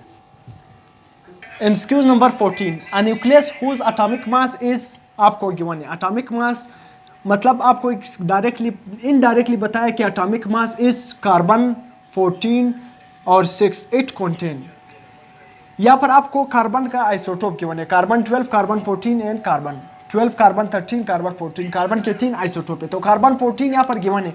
आपसे पूछ रहे हैं कि इसमें इलेक्ट्रॉन, प्रोटॉन और न्यूट्रॉन कितने हैं। तो आपको एक फार्मूला पता है कि पहले आप ऑप्शन की तरफ बिल्कुल नहीं जाओ, पहले आप प्रोटॉन, इलेक्ट्रॉन और न्यूट्रॉन बताओ। कार्बन 14 सही है, कार्बन 14 एटॉमिक मास कितना है 14 और एटॉमिक नंबर क्या है 6। तो आप 14 को 6 से निकालो, आपके साथ न्यूट्रॉन की तादाद आएगा। न्यूट्रॉन 14 माइनस 6 8, न्यूट्रॉन आपके साथ कितने आ गए 8, आपके साथ न्यूट्रॉन कितने आ गए 8, न्यूट्रॉन तो आपके साथ। अब मैंने आपको बताया जो एटॉमिक नंबर होता है 6, ये 6 क्या है नंबर ऑफ प्रोटॉन, और यहाँ पर ये नंबर ऑफ प्रोटॉन इसमें कितने हैं 6, प्रोटॉन कितने हैं 6, तो न्यूट्रॉन भी कितने होंगे इसमें 6, सॉरी इलेक्ट्रॉन भी कितने होंगे 6, प्रोटॉन भी 6, इलेक्ट्रॉन भी 6 और न्यूट्रॉन क्या हो गए 8। अब यहाँ पर ऑप्शन की तरफ आओ, ऑप्शन में आप कंफ्यूज हो जाओगे। पहले आप इस तरह निकालो कि मास नंबर से एटॉमिक नंबर माइनस करो, यहाँ पर न्यूट्रॉन की तादाद आपके साथ आएगा, और जो प्रोटॉन नंबर है एटॉमिक नंबर है, नहीं एटॉमिक नंबर, वो नंबर ऑफ प्रोटॉन को हम कहते हैं नंबर ऑफ प्रोटॉन। जितना एटॉमिक नंबर होता है उतना ही प्रोटॉन नंबर होते हैं। तो 6 नंबर क्या है एटॉमिक नंबर, तो प्रोटॉन भी 6 होंगे, इलेक्ट्रॉन भी 6 होंगे। यहाँ पर एटम क्या है न्यूट्रल है, तो प्रोटॉन इलेक्ट्रॉन तो इक्वल है, जबकि न्यूट्रॉन 8 है। ऑप्शन ए में 6 प्रोटॉन 6 इलेक्ट्रॉन एंड 8 न्यूट्रॉन, बिल्कुल ये ऑप्शन ए क्या है करेक्ट है। ऑप्शन बी में 6 proton 6 electron and a 6 neutron, no ये क्या है बिल्कुल नहीं, बल्कि अगर यहाँ पर कार्बन 12 मौजूद होता तब ये ऑप्शन बी क्या होता करेक्ट होता, कार्बन 12 आता, मगर यहाँ पर ऑप्शन बी क्या है रॉन्ग। ऑप्शन सी में 6 प्रोटॉन 8 इलेक्ट्रॉन जबकि 6 न्यूट्रॉन, नो ऑप्शन डी भी क्या है रॉन्ग। तो ऑप्शन ए क्या है correct, 6 proton 6 electron and 8 neutron. आगे मैंने आपको बताया जब आप न्यूट्रॉन की तादाद को और प्रोटॉन को इन दोनों को ऐड करोगे तो आपके साथ क्या बन जाएगा मास नंबर। जब प्रोटॉन को और न्यूट्रॉन की तादाद को ऐड अप करोगे, इन दोनों को ऐड करोगे तो आपके साथ क्या बन जाएगा मास नंबर। आप 6 और 8 को ऐड करो, आपके साथ क्या बन जाएगा वापस 14 बन जाएगा या नहीं, 8 + 6 वापस 14 मास नंबर बन गया या नहीं, सही है। तो वापस आपको ये भी आना चाहिए कि जब आप प्रोटॉन की तादाद को और क्या न्यूट्रॉन की तादाद को ऐड करते हो तो क्या बन जाता है आपके साथ मास नंबर। इसके बाद option 15 MCQ number 15, a radioactive element D and C having a half life of 50 minute and 60 minutes, which is more stable. दो रेडियोएक्टिव एलिमेंट्स है, एक डी है और एक क्या है सी, और इनका जो हाफ लाइफ है वो क्या है 50 और 60, मतलब डी का जो हाफ लाइफ है वो क्या है 50 और सी का जो डी का जो हाफ लाइफ है वो क्या है 50 जबकि सी का जो हाफ लाइफ है वो क्या है 60, मतलब सी का हाफ लाइफ क्या है ज्यादा है और डी का हाफ लाइफ क्या है कम। आपसे पूछा गया है कि विच इज मोर स्टेबल। अब स्टेबल की कौन स्टेबल होगा, यहाँ पर आपने एक रिलेशन याद करना है कि स्टेबिलिटी और हाफ लाइफ में कौन सा रिलेशन है। स्टेबिलिटी और हाफ लाइफ में डायरेक्ट रिलेशन है, जिसका हाफ लाइफ ज्यादा वो क्या होगा वो ज्यादा स्टेबल होगा, जिसका हाफ लाइफ क्या होगा ज्यादा stability, half life is directly proportional to stability. आपको समझ आ गया, जिसका हाफ लाइफ ज्यादा उसका स्टेबिलिटी क्या होगा ज्यादा होगा। तो हाफ लाइफ किसका ज्यादा है, डी और सी दोनों रिस्पेक्टली गिवन है, पहले डी आ रहा है फिर बाद में सी आ रहा है, तो यहाँ पर हाफ लाइफ पहला क्या आ रहा है 50, तो डी का 50 है जबकि सी का क्या है 60 है, तो सी का हाफ लाइफ ज्यादा है। आपसे पूछा गया विच इज मोर स्टेबल, आपको नजर आ रहा है जिसका हाफ लाइफ ज्यादा उसका स्टेबिलिटी भी ज्यादा, तो हाफ लाइफ किसका ज्यादा है, हाफ लाइफ जाहिर सी बात है सी का ज्यादा है क्योंकि उसका 60 मिनट है, तो इसलिए स्टेबल भी कौन होगा जिसका हाफ लाइफ ज्यादा, तो डी क्या होगा, डी ज्यादा स्टेबल होगा या सी ज्यादा स्टेबल होगा क्योंकि सी का हाफ लाइफ क्या है ज्यादा, सी का हाफ लाइफ क्या है 60 मिनट। ए स्टेबल नहीं है, सही ए लीस्ट स्टेबल है।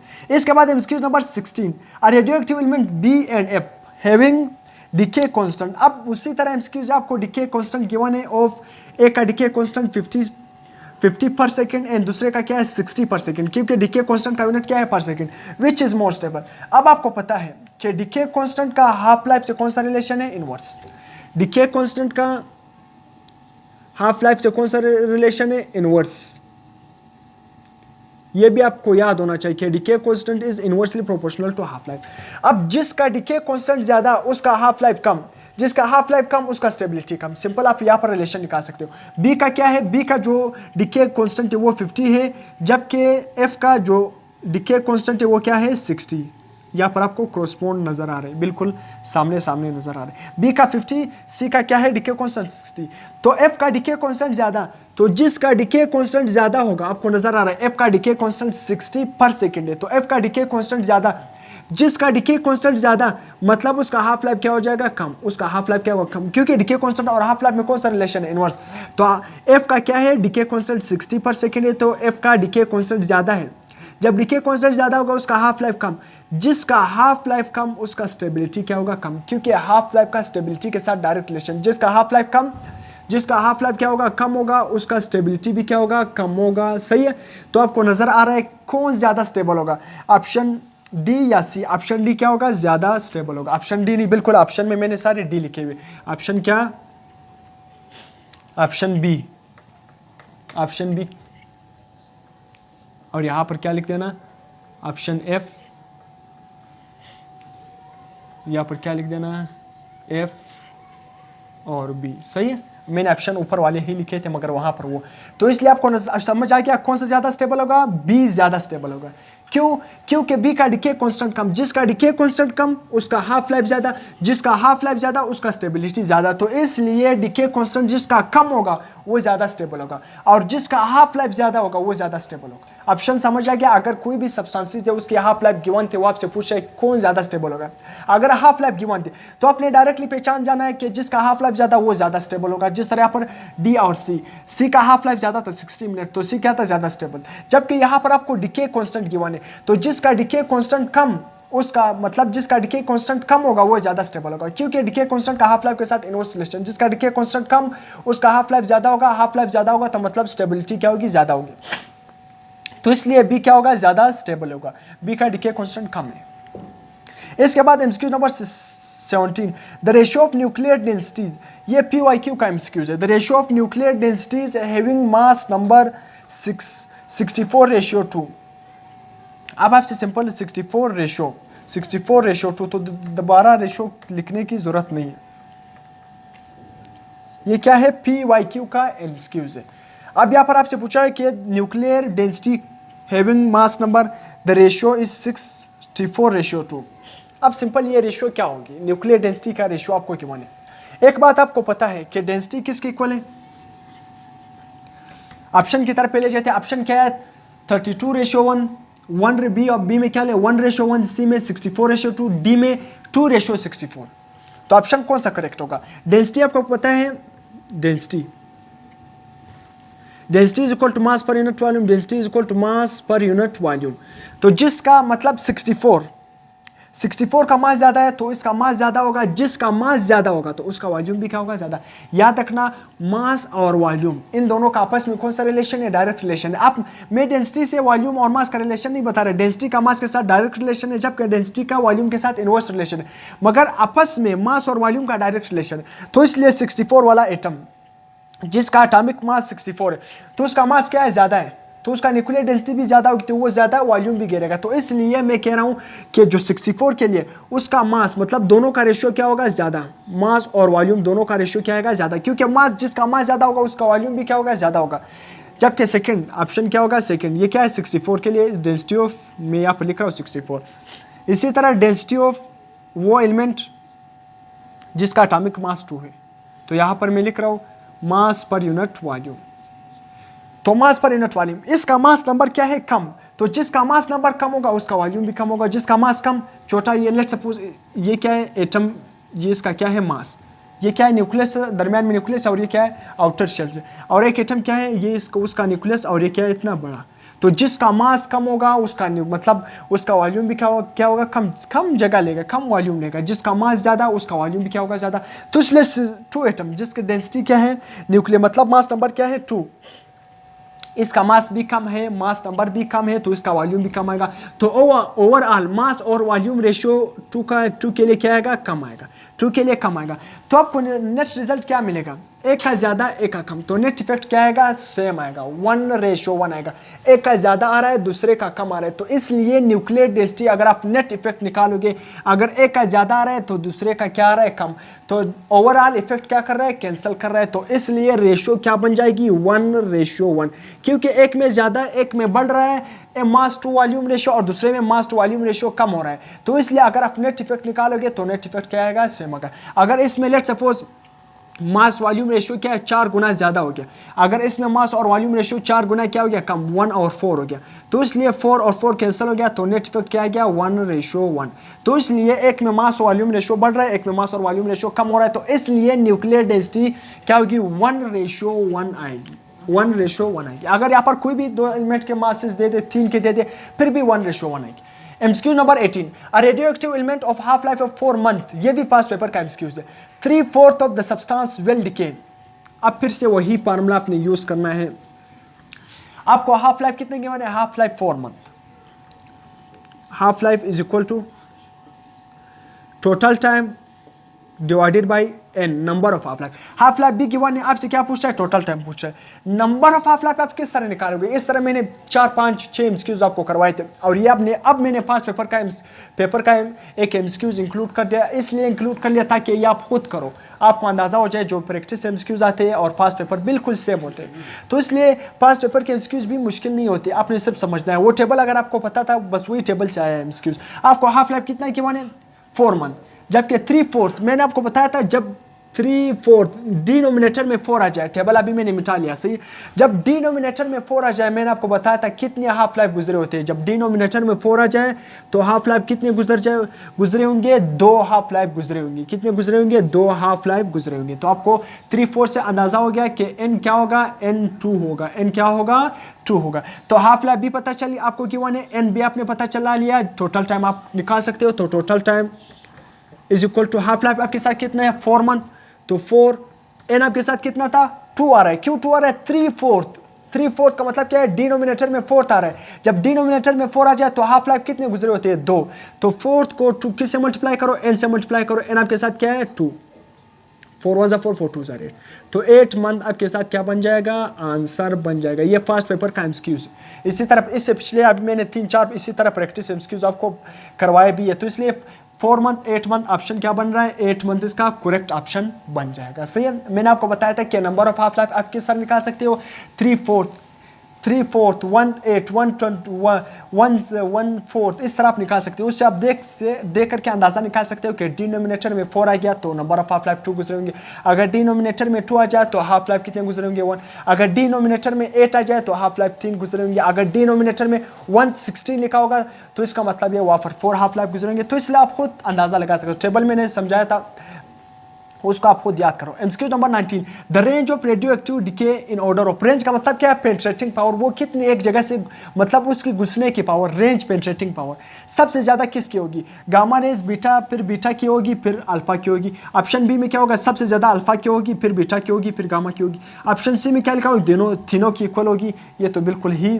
मतलब कुछ इस तरह ऑप्शन होते हैं जो आप खुद उसको एलिमिनेट कर सकते हो। ऑप्शन डी में क्या लिखा है, बीटा की ज्यादा होगी, फिर गामा की, फिर सॉरी ये अल्फा, ये क्या है अल्फा की, फिर आर में क्या हो, गामा को मैं इस तरह वाई से रिप्रेजेंट करता हूँ, सही है। तो याद रखना पेंट्रेटिंग पावर किसकी ज्यादा होगी, जिसका चार्ज कम होगा। चार्ज किसका कम है, बिल्कुल गामा का तो चार्ज लेस है, जिसका चार्ज कम होगा वो ज्यादा पेंट्रेटिंग मतलब वो ज्यादा क्या करेगा, शीट में से क्या करेगा, गुजर जाएगा, वो ज्यादा क्या करेगा, पैसेज मतलब किसी भी शीट किसी भी लिट से ज्यादा क्या करेगा, गुजर जाएगा। मतलब पेंट्रेटिंग पावर, घुसने की पावर सबसे ज्यादा किसकी होगी, गामा रेस की होगी, फिर उस किसकी होगी, फिर बीटा, लास्ट में अल्फा, क्योंकि अल्फा का चार्ज सबसे ज्यादा है, फिर बीटा का, फिर गामा का तो बिल्कुल चार्ज लेस है, तो इसलिए ऑप्शन ए क्या होगा, करेक्ट होगा। तो यहां तक आप इसका स्क्रीनशॉट ले सकते हो, इसके बाद हम नेक्स्ट एमसीक्यूज क्या करेंगे, डिस्कस करेंगे। MCQs number 20, the highest ionizing power of radioactive decay. अभी मैंने आप कुछ एमसीक्यूज नंबर, इस बोर्ड से पहले मैंने आपको बताया था पेंट्रेटिंग पावर या रेंज, पेंट्रेटिंग पावर या रेंज मैंने बता दिया कि किसकी ज्यादा है, तो पेंट्रेटिंग आ जाए या रेंज आए, दोनों क्या है, सेम है। मैंने इससे पिछले बोर्ड में आपको वो एमसीक्यूज पढ़ाया भी था। एमसीक्यूज नंबर 19 में मैंने आपको बताया था। अब एमसीक्यूज नंबर 20 में क्या लिखा है, the highest ionizing power of radio active decay. Ionizing power क्या है कि एटम को आयोनाइज करना, चार्ज में कन्वर्ट कर देना। उससे इलेक्ट्रॉन निकाल देना, सही है। तो जिसका चार्ज ज्यादा होगा उसका आयोनाइजिंग पावर क्या होगा, उतना ही ज्यादा होगा। आपने ये याद करना है, जिस भी एटम का चार्ज ज्यादा उसका आयोनाइजिंग पावर क्या होगा, ज्यादा। तो आपको नजर आ रहा है ऑप्शन ए, चार्ज सबसे ज्यादा किस पर है, अल्फा पार्टिकल पर, फिर चार्ज किस पर, फिर इसके से अल्फा पार्टिकल के अलावा फिर बीटा पर ज्यादा है, फिर लास्ट में जो गामा है जो चार्ज लेस है, बिल्कुल वो किसी चीज को आयोनाइज करता ही नहीं। तो यहाँ पर लिखा है ionizing power of alpha is greater then beta is greater than gamma. मुझे तो अल्फा ऑप्शन करेक्ट लग रहा है। चलो बीटा ऑप्शन को देखते हैं कि ionizing power of gamma is greater then beta, beta का ज्यादा है गामा से, जबकि ऑप्शन बी क्या है, रॉन्ग है, अल्फा का सबसे ज्यादा है। Ionizing power of beta is greater than alpha, alpha is greater than gamma, no. Ionizing power of gamma is greater than alpha, alpha is greater than gamma. ये Y क्या है, मैं गामा को वाई से रिप्रेजेंट करता हूँ, जबकि alpha को इस तरह अल्फा की शान से रिप्रेजेंट करता हूँ। ये क्या है, अल्फा को इस तरह मैं रिप्रेजेंट करता हूँ। तो याद रखना आयोनाइजिंग पावर किसका ज्यादा होगा, अल्फा का सबसे ज्यादा आयोनाइजिंग पावर, क्योंकि उसका चार्ज क्या है, हीलियम न्यूक्लाई। ये भी फास्ट पेपर में एमसीक्यूज आया कि अल्फा पार्टिकल क्या है, हीलियम न्यूक्लाई। अल्फा पार्टिकल क्या है, हीलियम न्यूक्लाई। तो याद रखना, ये भी आपने याद रखना है। कुछ एमसीक्यूज में जुबानी बताता हूँ, कुछ वे से बताता हूँ। तो अल्फा पार्टिकल कौन सा है, हीलियम न्यूक्लाई। ये तो बहुत आसान एमसीक्यूज है। तो इसलिए सबसे ज्यादा आयोनाइजिंग पावर किसकी होगी, अल्फा की, फिर बीटा का, फिर लास्ट में गामा की। MCQ number 21, the highest speed of radio activity. अब स्पीड आ गया कि किसकी स्पीड ज्यादा है। याद रखना एमसीक्यू सिर्फ पास पेपर में मैंने देखा एक एमसीक्यू आया था रेंज के हवाले से कि किसका रेंज ज्यादा है, मतलब पेनिट्रेटिंग पावर। तो इसलिए मैंने उससे रिलेटेड स्पीड का भी इंक्लूड कर लिया, आयोनाइजिंग पावर का भी इंक्लूड कर लिया। अब मैंने यहाँ पर लिखा है कि किसकी स्पीड, मतलब कौन सा डिके, अल्फा बीटा गामा, जो न्यूक्लियस से निकलते हैं किसी भी अनस्टेबल एटम से, तो किसकी स्पीड ज्यादा होगी। यहाँ पर मैंने गामा की स्पीड, अल्फा की स्पीड ज्यादा है बीटा से, बीटा की स्पीड ज्यादा है गामा से। ऑप्शन बी में मैंने लिखा है गामा की स्पीड ज्यादा है बीटा से, बीटा की स्पीड ज्यादा है गामा से, अल्फा, और बीटा की स्पीड ज्यादा है अल्फा से, नोट गामा। जबकि तीनों सी में, तीनों का से में, डी में बीटा का ज्यादा है गामा से, गामा का ज्यादा है अल्फा से, नो। स्पीड उसकी ज्यादा होगी। आपको पता है कि गामा रेज जो चार्जलेस रेज है वो क्या है, इलेक्ट्रोमैग्नेटिक वेव्स है, जो कितनी स्पीड से, स्पीड ऑफ लाइट से मूव करता है। जो गामा की स्पीड है वो equal to speed of light 3 × 10⁻⁸ ये भी आ सकता है कि गामा की स्पीड कितना है, equal to speed of light. The speed of gamma is equal to speed of light, speed of what, कुछ ऑप्शन भी दे सकते हैं। तो गामा की स्पीड सबसे ज्यादा है क्योंकि उसका चार्ज कम है। तो जिसका चार्ज कम उसका तो किसी भी एटम को आयनाइज नहीं करता है, वो बिल्कुल सीधा गुजर जाता है, तो उसकी स्पीड बहुत ही ज्यादा है। तो गामा की स्पीड सबसे ज्यादा है, उसके बाद बीटा की ज्यादा है, लास्ट में किसकी ज्यादा है, अल्फा। तो स्पीड में सबसे ज्यादा गामा, फिर बीटा, फिर अल्फा, सही है, ये समझ आ गया। इसके बाद MCQ number 22, naturally occurring radio active element decay alpha, मतलब डिकेज अल्फा डिके। एक नेचुरली रेडियो एक्टिव एटम है जिससे क्या है, डिकेज अल्फा डिके, जिससे क्या निकल रहा है, अल्फा डिके निकल रहा है, सही है, अल्फा डिके निकल रहा है। The director element with respect to mass number, जिसको हम ए से रिप्रेजेंट कर रहे हैं, and atomic number Z will be, सही है, कि उसका मास नंबर क्या हो जाएगा, मतलब ए पर क्या इफेक्ट होगा डायरेक्टर एटम का, और जेड पर, मतलब जब पहला जो भी इनिशियली जो भी एटम प्रेजेंट होगा उसको हम क्या नाम देते हैं, पेरेंट। फिर उससे जो भी डिके निकलते हैं, रेडिएशन निकलती है, अल्फा बीटा गामा डिकेज निकलते हैं, फिर बाद में जो नया एटम बनता है उसको हम क्या नाम देते हैं, डाटर, उसको हम क्या नाम देते हैं, डाटर एटम। तो याद रखना अल्फा डिके। अब मैं बेसिक एमसीक्यूज पर आ रहा हूँ, इसके बाद कॉम्प्लेक्स एमसीक्यूज आहिस्ता आहिस्ता आने वाले। तो सबसे पहले अभी आपने अल्फा डिके को समझना है कि अल्फा डिके है क्या। अल्फा डिके में याद रखना फर्स्ट पेपर में इस तरह एमसीक्यूज भी आए हैं। सिंपल आपसे पूछा गया कि अल्फा डिके, जब कोई भी एटम से अल्फा डिके निकलता है तो एटम मतलब किसी भी एटॉमिक मास पर डाटर एटम का एटॉमिक मास कितना डिक्रीज होता है या कितना इंक्रीज होता है, और उसी तरह एटॉमिक नंबर कितना इंक्रीज होता है और कितना डिक्रीज। तो इसलिए कोई भी एटम, लेट सपोज यहाँ पर एक्स एक एटम है, इससे क्या निकल गया, अल्फा, इसका मास नंबर और इसका एटॉमिक नंबर, सही है। मास नंबर को हम ए से रिप्रेजेंट करते हैं, एटॉमिक नंबर को हम जेड से रिप्रेजेंट करते हैं। अगर इससे एक अल्फा, यहाँ पर सिंपल लिखा हुआ है अल्फा डिके, मतलब अल्फा डिके, आ का मतलब क्या, एक अल्फा डिके से क्या गया, निकल गया। जब एक अल्फा डिके निकलता है तो जब डाटर न्यूक्लियाई बनता है ना, तो उसका जो मास नंबर है वो क्या है, 4 गुना क्या हो जाता है, कम, 4 - a -4, सही है, जबकि z -2, सही है। तो क्या समझ गया, जब किसी भी एटम से अल्फा डिके निकलता है, अल्फा को हम हीलियम न्यूक्लियाई भी कहते हैं, अल्फा को हीलियम न्यूक्लियाई भी कहते हैं, हीलियम न्यूक्लियाई भी कहते हैं, जिसका चार्ज नंबर क्या है, एटॉमिक मास 4 और एटॉमिक मास 4 और एटॉमिक नंबर 2। तो इसलिए जब किसी भी एटम से अल्फा डिके निकलता है उसका मतलब क्या है, वहाँ से हीलियम न्यूक्लाई निकलता है। क्यों? क्योंकि उसका जो एटॉमिक मास है, याद रखना अल्फा डिके जब निकल जाता है तो एटॉमिक मास 4 गुना डिक्रीज होता है, जबकि एटॉमिक नंबर 2 गुना डिक्रीज होता है। Atomic mass decreases by 4, A decreases by 4, जबकि Z decreases by 2, atomic number decreases by 2। अब यहाँ से कॉम्पिटिटिव मतलब बहुत एमसीक्यूज, मतलब इस तरह एमसीक्यूज आपसे 3 अल्फा, 10 अल्फा, 4 बीटा इस तरह निकलते हैं, तो फिर आपने उस एटम को तरतीब से लिखना होगा। अब सबसे पहले अपने बेसिक को समझना है, सी इस बेसिक को आप समझना है, फिर बाद में अब कॉम्प्लेक्स एमसीक्यूज आने वाले। सी पास्ट पेपर में इस तरह बेसिक एमसीक्यूज भी आया है, आप ईटा एमसीक्यूज देखोगे, यूएचएस देखोगे, तो इस तरह बेसिक एमसीक्यूज भी आया कि जब किसी भी एटम से अल्फा डिके निकलता है तो एटॉमिक नंबर और मास नंबर पर क्या इफेक्ट होता है। तो इसलिए अपने बेसिक को भी समझना है। जब एक अल्फा डिके निकल जाए ना तो उसका mass number A decreases by 4, जबकि Z atomic number decreases by 2। तो ऑप्शन ए को देखते हैं, Z जो एटॉमिक नंबर डिक्रीजेस बाय 2, बिल्कुल सही है, atomic number decreases by 2। And A का मतलब क्या है, मास नंबर डिक्रीजेस बाय 4, बिल्कुल ये ऑप्शन ए तो करेक्ट है। ऑप्शन है ई क्या होगा इसका करेक्ट ऑप्शन। चलो बी को भी देखते हैं, Z मतलब atomic number decreases by 4, no ये तो रॉन्ग हो गया। सी में क्या लिखा है, Z डिक्रीजेस बाय 4, नो ये भी रॉन्ग हो गया। Z decreases by 1, no Z क्या होगा, Z डिक्रीजेस बाय 2, जबकि A decreases by 4। Option A क्या होगा, करेक्ट होगा। MCQ number 23, calculate the activity of radio active strontium 90 having 6.7 multiply by 10 power 21 atom. यहाँ पर क्या है, नंबर ऑफ मतलब जो इनिशियल एटम है वो क्या है आपको ये गिवन, सही है। A T is equal to 0, मतलब जब टाइम 0 था तो इनिशियली इतने एटम प्रेजेंट थे, सही है। Decay constant of strontium 90 is 8.3 multiply by 10 power -10 पर सेकंड। डीके का यूनिट क्या है, आप इससे भी पहचान सकते हो, पर सेकंड जब लास्ट में आ जाए तो उसका मतलब क्या है, आपको डीके कांस्टेंट की वन। तो आपने क्या कैलकुलेट करना है, एक्टिविटी कैलकुलेट करना है। एक्टिविटी सिंपल किस तरह कैलकुलेट करोगे, एक्टिविटी के फार्मूला आपने याद करना है, activity is equal to decay constant multiply by number of atom, ये फार्मूला आपने याद रखना है। और डीके कांस्टेंट का एसआई यूनिट, ये भी फास्ट पेपर के एमसीक्यूज में आया हुआ है कि SI unit of decay constant नहीं, SI unit of activity, SI unit of activity is becquerel, जिसको हम क्या नाम किससे रिप्रेजेंट करते हैं, बी क्यू।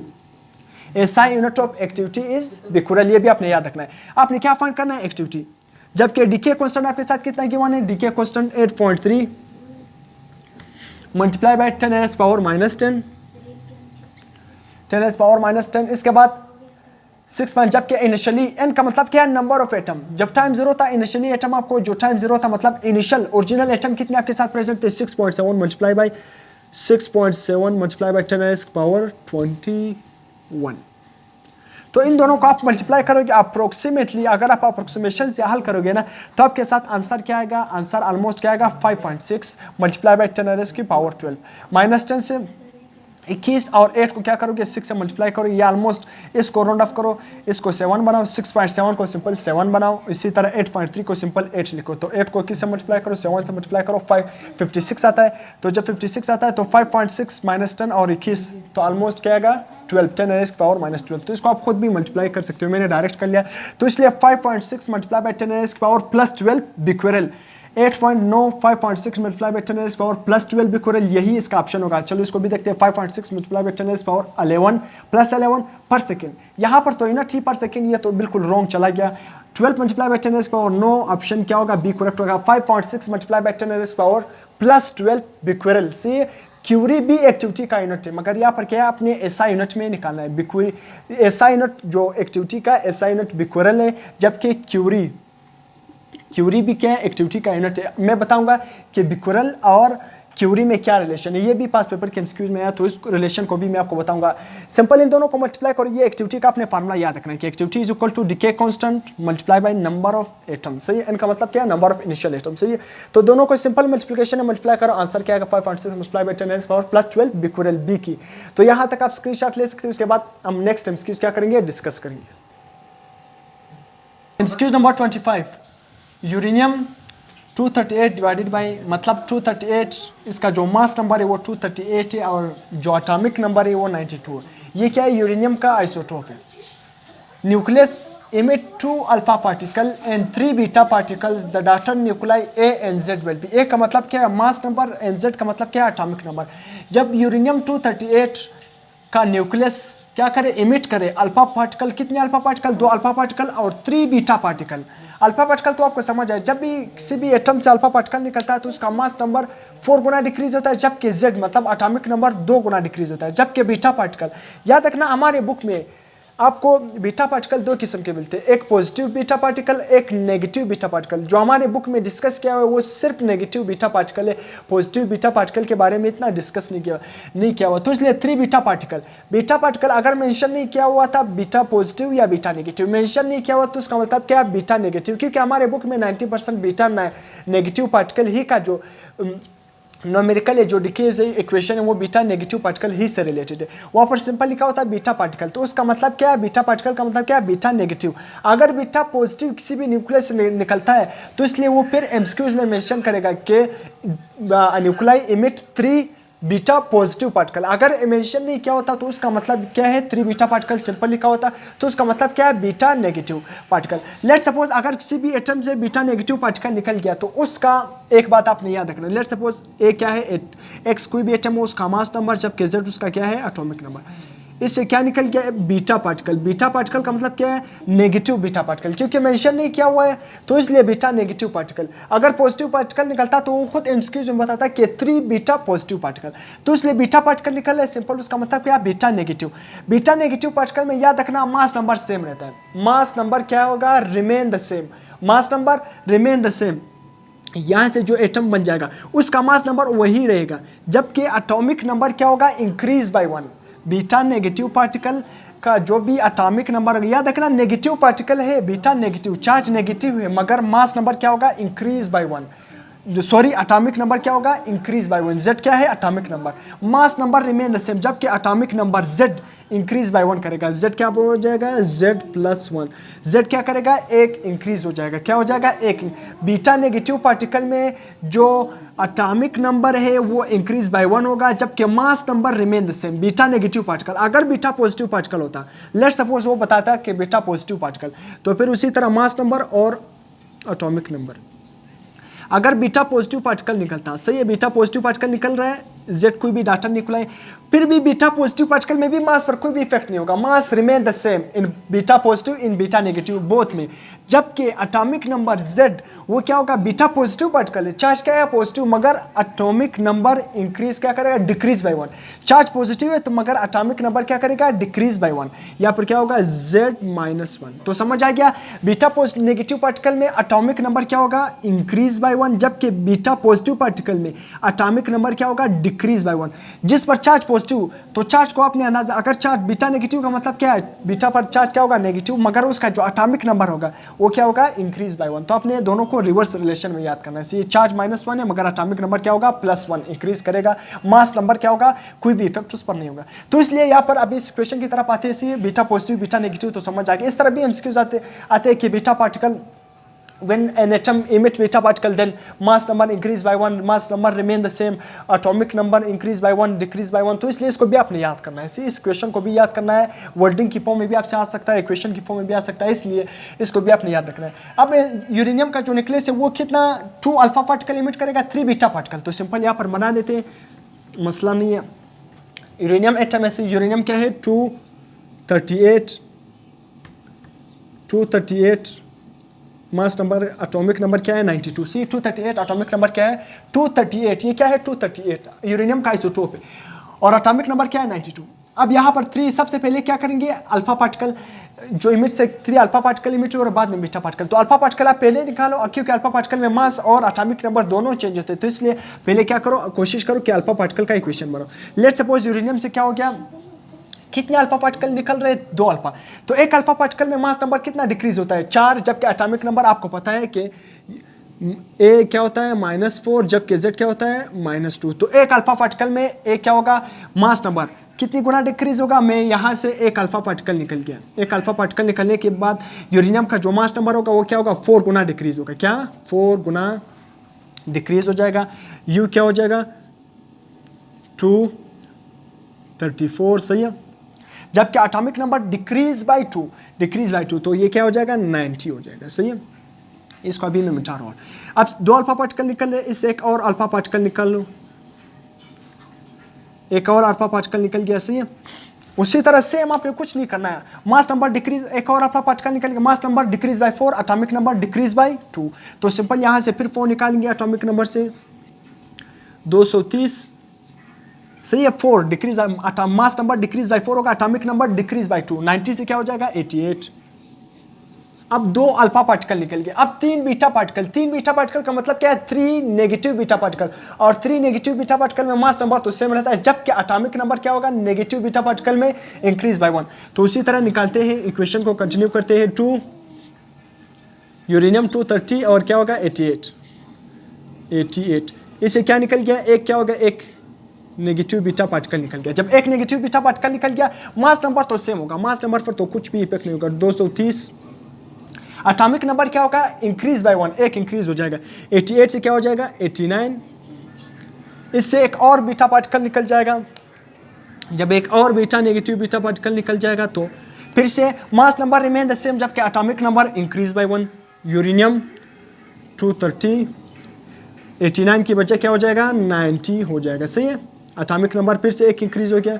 उसी तरह अपने इक्वेशन को कंटिन्यू करना है, एक और बीटा पार्टिकल जब निकल जाएगा तो एटॉमिक नंबर क्या हो जाएगा, मास नंबर वही 230 हो जाएगा, जबकि मास नंबर तो चेंज होता ही नहीं है, जबकि एटॉमिक नंबर एक और इंक्रीज हो जाएगा, सही है। बीटा पार्टिकल एक और निकल गया, तो 3 बीटा पार्टिकल यहाँ पर कह रहे हैं, 3 बीटा पार्टिकल, तो 90 से क्या बन जाएगा 91। तो सिंपल आपके साथ ये यूरेनियम आ गया, सही है, आसान था। यानी एटॉमिक नंबर मास नंबर 230 जबकि atomic number 91, 230 91, 230 90 no, 240 no, 234 option भी क्या होगा करेक्ट होगा। तो समझ आ गया किस तरह अपने अल्फा पार्टिकल निकालना है किसी भी एटम के न्यूक्लियस से और किस तरह beta particle.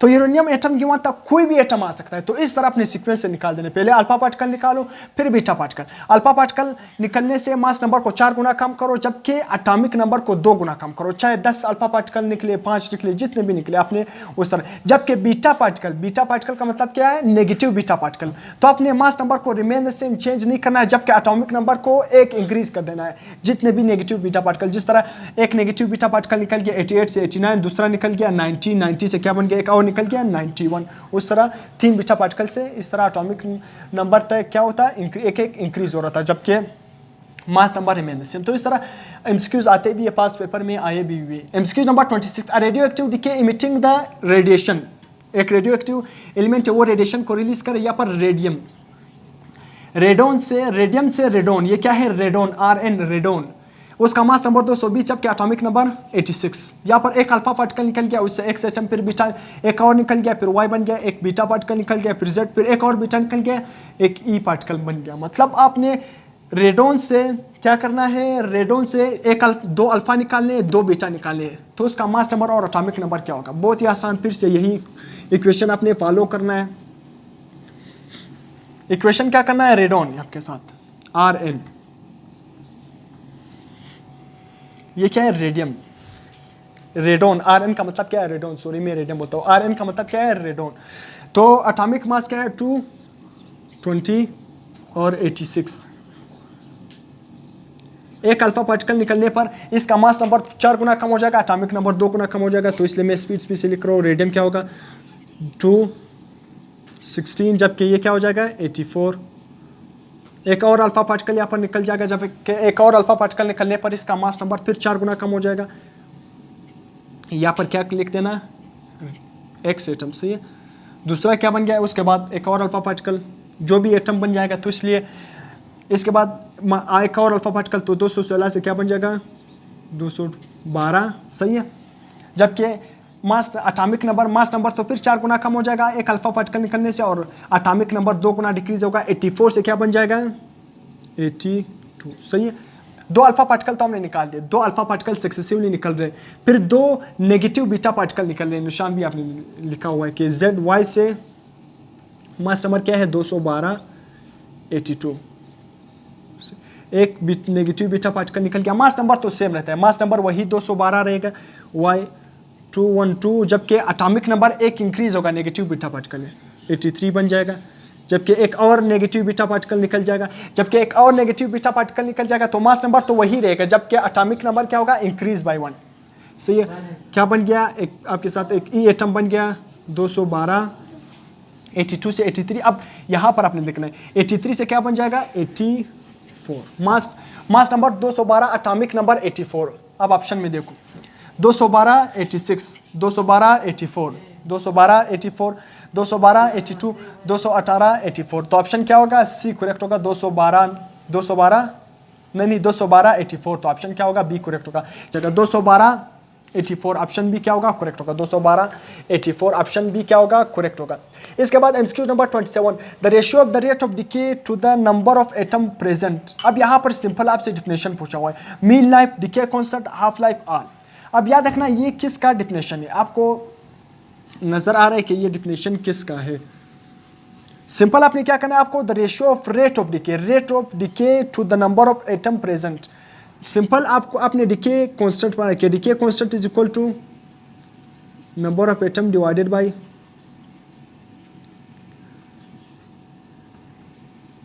n multiply by 1, या इसको आप सिंपल इस तरह लिखो, डिवाइडेड बाय डेल्टा टी। आपसे क्या पूछा हुआ है कि the rate of decay to the number of atom. Rate of decay ये क्या है? रेट ऑफ डिके मतलब नंबर ऑफ एटम के नीचे क्या रहा है? रेट। रेट का मतलब डेल्टा टी। आप इस इक्वेशन को सिंपल इस फॉर्म में भी लिख सकते हो, रेट की फॉर्म। जिधर भी रेट आता है तो मतलब क्या है? वहाँ पर टाइम डिवाइड होगा।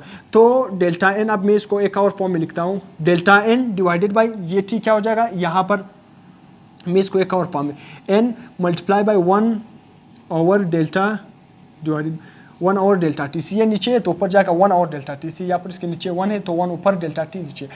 तो अब इसको मैं इस तरह भी लिख सकता हूँ ना, वहाँ पर क्या पूछे? इस इक्वेशन को मैं एक और फॉर्म के decay constant is equal to delta N. ये अपने सिंपल इक्वेशन है, ये तो आपको भी आता है।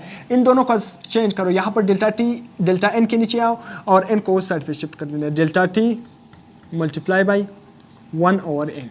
तो आपको नजर आ रहा है rate of decay to the number of atom. Rate of decay, rate का मतलब क्या है?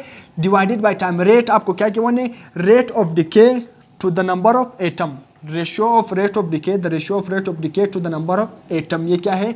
नंबर ऑफ एटम है आपके साथ।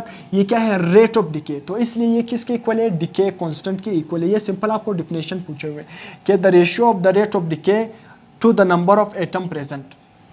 The ratio of the rate of decay to the number of N का मतलब क्या है? Number of atom present. ये किसकी इक्वल है? डिके कांस्टेंट की इक्वल है। तो ये क्या है? सिंपल तारीफ है, mean life decay constant. Option भी क्या होगा? करेक्ट होगा, डिके कांस्टेंट के इक्वल है। इसके बाद एमसीक्यू नंबर 28। एमसीक्यू नंबर 28 में क्या लिखा? Radio active element of half life is 50 hours. एक रेडियो एक्टिव एलिमेंट है, उसका हाफ लाइफ क्या है? 50 आवर्स। इससे आपने हाफ लाइफ आपको गिवन है। The mean life of the radio active element is, mean life आपने फाइंड करना है। मीन लाइफ का हम सिंपल क्या कहते हैं? Average life. मैंने आपको बताया था कि हाफ लाइफ क्या है? वो लाइफ जिसमें नंबर ऑफ एटम क्या हो जाए? हाफ हो जाए, जिसमें number of atom half decay हो जाए और हाफ बाकी हो जाए। जबकि मीन लाइफ वो लाइफ है जिसमें 2/3 ऑफ द एटम क्या हो जाए? डिके, मतलब 66% ऑफ द एटम क्या हो जाए? डिके। मीन लाइफ क्या, कौन सी लाइफ है? Mean life. आपसे ये भी एमसीक्यूज में आ सकता है कि द मीन लाइफ में एटम कितने परसेंट डिके हो जाते हैं? कितने? 66%। ये आपके बुक में भी लिखा है, 66% क्या होते हैं? डिके होते हैं। या सिंपल 66% को आप अगर आप परसेंट खत्म करोगे तो ये किसकी इक्वल होगा? 2/3। परसेंट को खत्म करोगे तो क्या आएगा? 2/3। तो इसलिए मीन लाइफ वो लाइफ है जिसमें 66% क्या हो जाए? 66% एटम ओरिजिनल एटम के क्या हो? डिके हो जाए। सही है। 100 में से 66% एक हाफ लाइफ गुजरने के बाद, जिस तरह हम कहते हैं कि एक हाफ लाइफ गुजरने के बाद एटम क्या हो जाता है? 50% डिके हो जाता है, वो उसका क्या है? एक हाफ लाइफ। जबकि मीन लाइफ क्या है? अगर एक मीन लाइफ गुजर जाए तो उसमें एटम 66% क्या हो जाते हैं? 100% का डिके हो जाता है, या 2/3 ऑफ द एटम क्या हो जाते हैं? डिके हो जाते हैं। तो सिंपल ये भी आपने याद रखना है, ये भी इंफॉर्मेशन आपसे पूछी जा सकती है। अब आपको क्या गिवन है? हाफ लाइफ गिवन है, मीन लाइफ पूछा है। तो मीन लाइफ सिंपल क्या है? Mean life, mean life, mean life is equal to 1.4 multiply by half life. ये तो आपको बुक में ये रिलेशन भी क्यों कि mean life is equal to 1.4 multiply by half life. तो ये भी आपने याद रखना है। अक्सर एमसीक्यूज में आते हैं कि mean life is greater than half life is greater then mean life, क्या रिलेशन? तो याद रखना हमेशा मीन लाइफ क्या होगा? हाफ लाइफ से ग्रेटर होगा, क्योंकि mean life is equal to 1.4 multiply 1.4 मतलब क्या है? मीन लाइफ क्या है? ग्रेटर है हाफ लाइफ से। ये भी आपसे पूछा जा सकता है। तो सिंपल अपने मीन लाइफ में अपने एमसीक्यूज की तरफ आता हूँ। Mean life is equal to 1.4 multiply by 50। जब 1.4 को 50 से मल्टीप्लाई करोगे 1.4 50, ये क्या आएगा? 70 आवर्स। तो ऑप्शन क्या होगा करेक्ट 70 और ऑप्शन बी क्या होगा करेक्ट होगा। तो इसलिए ये रिलेशन आपने पढ़ना है। आपको मीन लाइफ देकर हाफ लाइफ पूछा जाए फिर आप क्या करोगे, तो इस तरह मीन लाइफ अगर आपको देकर आपसे हाफ लाइफ पूछा जाएगा तो फिर आपने 1.4 को मीन लाइफ से डिवाइड करना है। तो इस तरह ये रिलेशन भी आपने याद रखना है। आहिस्ता आहिस्ता हाफ लाइफ के मैं रिलेशन बता रहा हूँ तो आपने तमाम रिलेशन क्या करना है याद रखने। मीन लाइफ और हाफ लाइफ का रिलेशन भी आपने याद रखना है। इसके बाद एमसीक्यू नंबर 29, पहले मैं एमसीक्यू नंबर 30 करता हूँ, बाद में एमसीक्यू नंबर 29 की तरफ आता हूँ। एमसीक्यू नंबर 30 में क्या लिखा है, रेडियम, ये क्या है रेडियम, आर ए का मतलब क्या है रेडियम, आर एन का मतलब क्या है radon. Radium emitted alpha particle, the mass and atomic number of the daughter nuclei will be. फिर से वही रेडियम एटम है, वो क्या इमिट कर रहा है, वो इमिट कर रहा है अल्फा पार्टिकल। क्या लिखा हुआ है, इमिट अल्फा पार्टिकल, मतलब क्या है मेंशन नहीं है, इमिटेड अल्फा पार्टिकल मतलब सिंपल वो क्या है एक अल्फा पार्टिकल इमिट कर रहा है। तो सिंपल क्या होगा आर ए से, उसका मास नंबर क्या है 226, एटॉमिक नंबर क्या है 88। इससे अगर एक अल्फा पार्टिकल निकल जाए, एक अल्फा पार्टिकल निकलने पर मास नंबर 4 गुना कम होता है जबकि एटॉमिक नंबर 2 गुना कम होता है। तो इससे रेडियम से क्या बन जाएगा, रेडियम से रेडोन बन जाएगा, आर एन 224 और मास नंबर 224 बन जाएगा जबकि एटॉमिक नंबर 88 से क्या बन जाएगा 86। अब ऑप्शन में देख लो 224 यहाँ पर आ रहे हैं, नहीं 85 नहीं, 222 86 ऑप्शन यहाँ पर क्या है अल्फा पार्टिकल 224 सॉरी यहाँ पर क्या आ जाएगा 2, क्योंकि मास नंबर क्या होगा 4 गुना कम होगा, सही है 222 डिवाइडेड बाई 86। तो 22 मास नंबर 222 और एटॉमिक नंबर 86, ऑप्शन ए क्या होगा करेक्ट होगा, सही है। तो इसलिए इसके बाद एमसीक्यू नंबर 29 मैंने बोला खत्म हो गया। एमसीक्यू नंबर 29 तो मैंने नहीं समझा। एमसीक्यू नंबर 29 क्या है, after decaying of alpha decay the parent and daughter nuclei will be. बहुत ही इंपॉर्टेंट एमसीक्यूज है आपसे इस तरह फर्स्ट पेपर में इस तरह एमसीक्यूज भी है, आइसोटोन, आइसोबार, ये क्या है आइसोटोप्स, आइसोडाइपर्स, आइसोटोन, ये तमाम तरह आपको ये तमाम वर्डिंग आपको आने चाहिए। यहाँ पर क्या है कि जब एक एटम से अल्फा पार्टिकल निकल जाए तो वो डॉटर और पेरेंट न्यूक्लियाई वो जिससे अल्फा पार्टिकल निकल गया वो जो न्यू कन्वर्ट में मतलब जिस तरह रेडियम से रेडोन, तो रेडियम क्या था पेरेंट था जबकि रेडोन क्या था, रेडोन आपके साथ क्या था सिंपल डाटा न्यूक्लियाई। तो वो पेरेंट और डाटा न्यूक्लियाई अगर पेरेंट से अल्फा पार्टिकल निकल गया तो वो पेरेंट और डाटा न्यूक्लियाई आपस में क्या होंगे, आइसोडाइपर्स होंगे, आइसोबार होंगे, आइसोटोप्स होंगे, आइसोमर होंगे। तो सिंपल ये आइसोडाइपर होंगे, क्या होंगे आइसोडाइपर होंगे। अब सिंपल मैं यही रेडोन के एमसीक्यू से समझाता हूँ किस तरह। लेट सपोज ये रेडोन आर ए रेडोन है, सॉरी रेडोन नहीं रेडियम, 226 88 इसका एटॉमिक नंबर है, सही। अगर इससे एक अल्फा पार्टिकल, क्योंकि अल्फा पार्टिकल जब निकलता है तो पेरेंट और डॉटर न्यूक्लियाई आपस में आइसोडाइपर होते हैं। आइसोडाइपर में समझाता हूँ, आइसोडाइपर वो जिसका मास नंबर भी डिफरेंट हो, मतलब एटॉमिक नंबर भी डिफरेंट हो और न्यूट्रॉन नंबर भी डिफरेंट हो, उसको हम क्या नाम देते हैं आइसोडाइपर्स। मास नंबर भी डिफरेंट, एटॉमिक नंबर भी डिफरेंट और न्यूट्रॉन नंबर भी डिफरेंट, उसको हम क्या कहेंगे आइसोडाइपर। जब इससे एक अल्फा पार्टिकल निकल जाए तो एक किस में कन्वर्ट हो जाएगा रेडोन में, तो 222 और साथ में 86, सही है 222 86, सही ऑप्शन है। अब इसके न्यूट्रॉन 88 से जब आप 226 से 88 निकालोगे तो इसके न्यूट्रॉन कितने आ जाएंगे 138, न्यूट्रॉन का तादाद क्या आ गया 138। अगर आप इसका जो प्रोटॉन की तादाद है, प्रोटॉन की तादाद आपके साथ क्या है, प्रोटॉन की तादाद 88, सही, क्योंकि एटॉमिक नंबर प्रोटॉन की तादाद को ज़र करते हैं।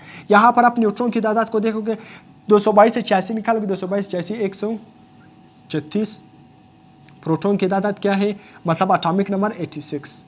आपको नज़र भी आ रहा है एटॉमिक नंबर भी डिफरेंट है, एटॉमिक नंबर क्या है दोनों का न्यूट्रॉन डिफरेंट, प्रोटॉन का मतलब क्या एटॉमिक नंबर भी दोनों का डिफरेंट है, जबकि मास नंबर आपको नज़र आ रहा है मास नंबर भी दोनों का क्या है डिफरेंट है। मगर इसमें एक बात है, इसमें क्या है इन दोनों में अगर आप निकालोगे न्यूट्रॉन, क्या करोगे प्रोटॉन और न्यूट्रॉन का डिफरेंस निकालोगे, न्यूट्रॉन और प्रोटॉन का डिफरेंस निकालोगे जिसको हम न्यूट्रॉन एक्सेस कहते हैं। मतलब इसमें मतलब रेडियम में कितने ज़्यादा प्रोटॉन से ज़्यादा न्यूट्रॉन कितनी है, यार रेडियम में प्रोटॉन से न्यूट्रॉन ज़्यादा कितने हैं, रेडियम में प्रोटॉन से मतलब किस तरह, मतलब न्यूट्रॉन कितने ज़्यादा है, क्या है न्यूट्रॉन एक्सेस, इसको हम क्या कहते हैं। आपकी बुक में वर्डिंग लिखा हुआ है प्रैक्टिस बुक में कि क्या है, प्रोटॉन एक्सेस। इसमें एक चीज सेम होती है, मैंने क्या बताया, इसमें ना मास नंबर सेम होगा, ना एटॉमिक नंबर सेम होगा, ना न्यूट्रॉन नंबर सेम होगा। आपको नजर भी आ रहा है न्यूट्रॉन प्रोटॉन मतलब एटॉमिक नंबर सब चेंज, मगर इसमें एक चेंज, एक न्यूट्रॉन की एक्सेस वो सेम होगी। किस तरह, अगर आप 138 को क्या करोगे, माइनस करोगे 88 से, ऑप्शन आंसर क्या आएगा 50, क्योंकि 138 से माइनस 88 करोगे तो क्या आएगा 50, ये क्या है क्या। इसी तरह यहां पर भी न्यूट्रॉन को प्रोटॉन से माइनस करो, क्या है 136 माइनस 82, 136 माइनस 82, ये भी क्या आएगा 50।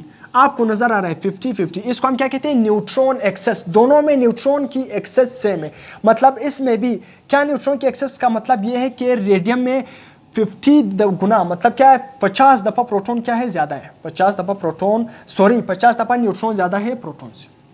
50 प्रोटॉन क्या है, आप इसको डिफरेंस कहोगे या न्यूट्रॉन एक्सेस, मतलब जो न्यूट्रॉन की एक्सेस क्या है वो 50 गुना ज्यादा है, इसमें भी न्यूट्रॉन की एक्सेस क्या है 50 गुना ज्यादा है। तो आपको बात समझ आ गई, आइसोडाइपर क्या है, जिसका ना एटॉमिक नंबर सेम, ना मास नंबर सेम, और ना प्रोटॉन मतलब ना न्यूट्रॉन की तादाद सेम हो। तो ये सिंपल वहां पर न्यूट्रॉन की एक्सेस सेम होगी, मतलब प्रोटॉन, न्यूट्रॉन और प्रोटॉन की डिफरेंस अगर आप निकालोगे उस पेरेंट और डाटर न्यूक्लियाई की, तो वो सेम आएगी, जिस तरह 50-50। तो इसलिए अगर कोई भी एटम अल्फा पार्टिकल, वहाँ से अल्फा पार्टिकल निकल जाए, वो अल्फा पार्टिकल अपने एटम, कोई भी एटम के न्यूक्लियस से अल्फा पार्टिकल निकल जाए, तो वो पेरेंट और डाटर न्यूक्लियाई आपस में क्या होंगी, आइसोडाइपर्स। आइसोडाइपर आपको समझ आ गया, आप सिंपल न्यूट्रॉन एक्सेस की तरफ जाओ भी नहीं, सिंपल न्यूट्रॉन प्रोटॉन मतलब सारी चीज़ें क्या होंगी, आपस में डिफरेंट होगी, और न्यूट्रॉन एक्सेस क्या होंगी, सेम। अगर आप निकालते भी हो, मतलब न्यूट्रॉन प्रोटॉन का डिफरेंस निकालो, वो दोनों का क्या आएगा, सेम। तो यहाँ तक आप स्क्रीनशॉट ले सकते हो, उसके बाद हम नेक्स्ट एमसीक्यूज क्या करेंगे, डिस्कस करेंगे। MCQ number 31, the half life of radium nucleus, radium 226, सही है, रेडियम आपको गिवन है, न्यूक्लियस इस हाफ लाइफ क्या है, 5 multiply by 10 power 10 plus 10 second, C 5 multiply by 10 power 10 second. Half life given है, a simple contain 3 multiply by 10 power 16 nuclei. आपको number of nuclei, मतलब आपको इतने न्यूक्लियाई, एक सिंपल है जिसमें इतने न्यूक्लियाई प्रेजेंट है, how many radium nuclei will decay per second. आपसे सिंपल डीके पर सेकंड, ये किसका यूनिट है, एक्टिविटी का यूनिट है। डीके पर सेकंड किसका यूनिट है, एक्टिविटी का यूनिट है, जो किसके इक्वल है, बिकुरल या क्यूरी, सही है। तो बिकुरल तो एक्टिविटी का ऐसा यूनिट है। तो डीके पर सेकंड का मतलब ये है, डीके पर सेकंड का मतलब क्या है, आपसे क्या पूछ रहा है, एक्टिविटी पूछा है, क्योंकि डीके पर सेकंड भी क्या है, एक्टिविटी का यूनिट है।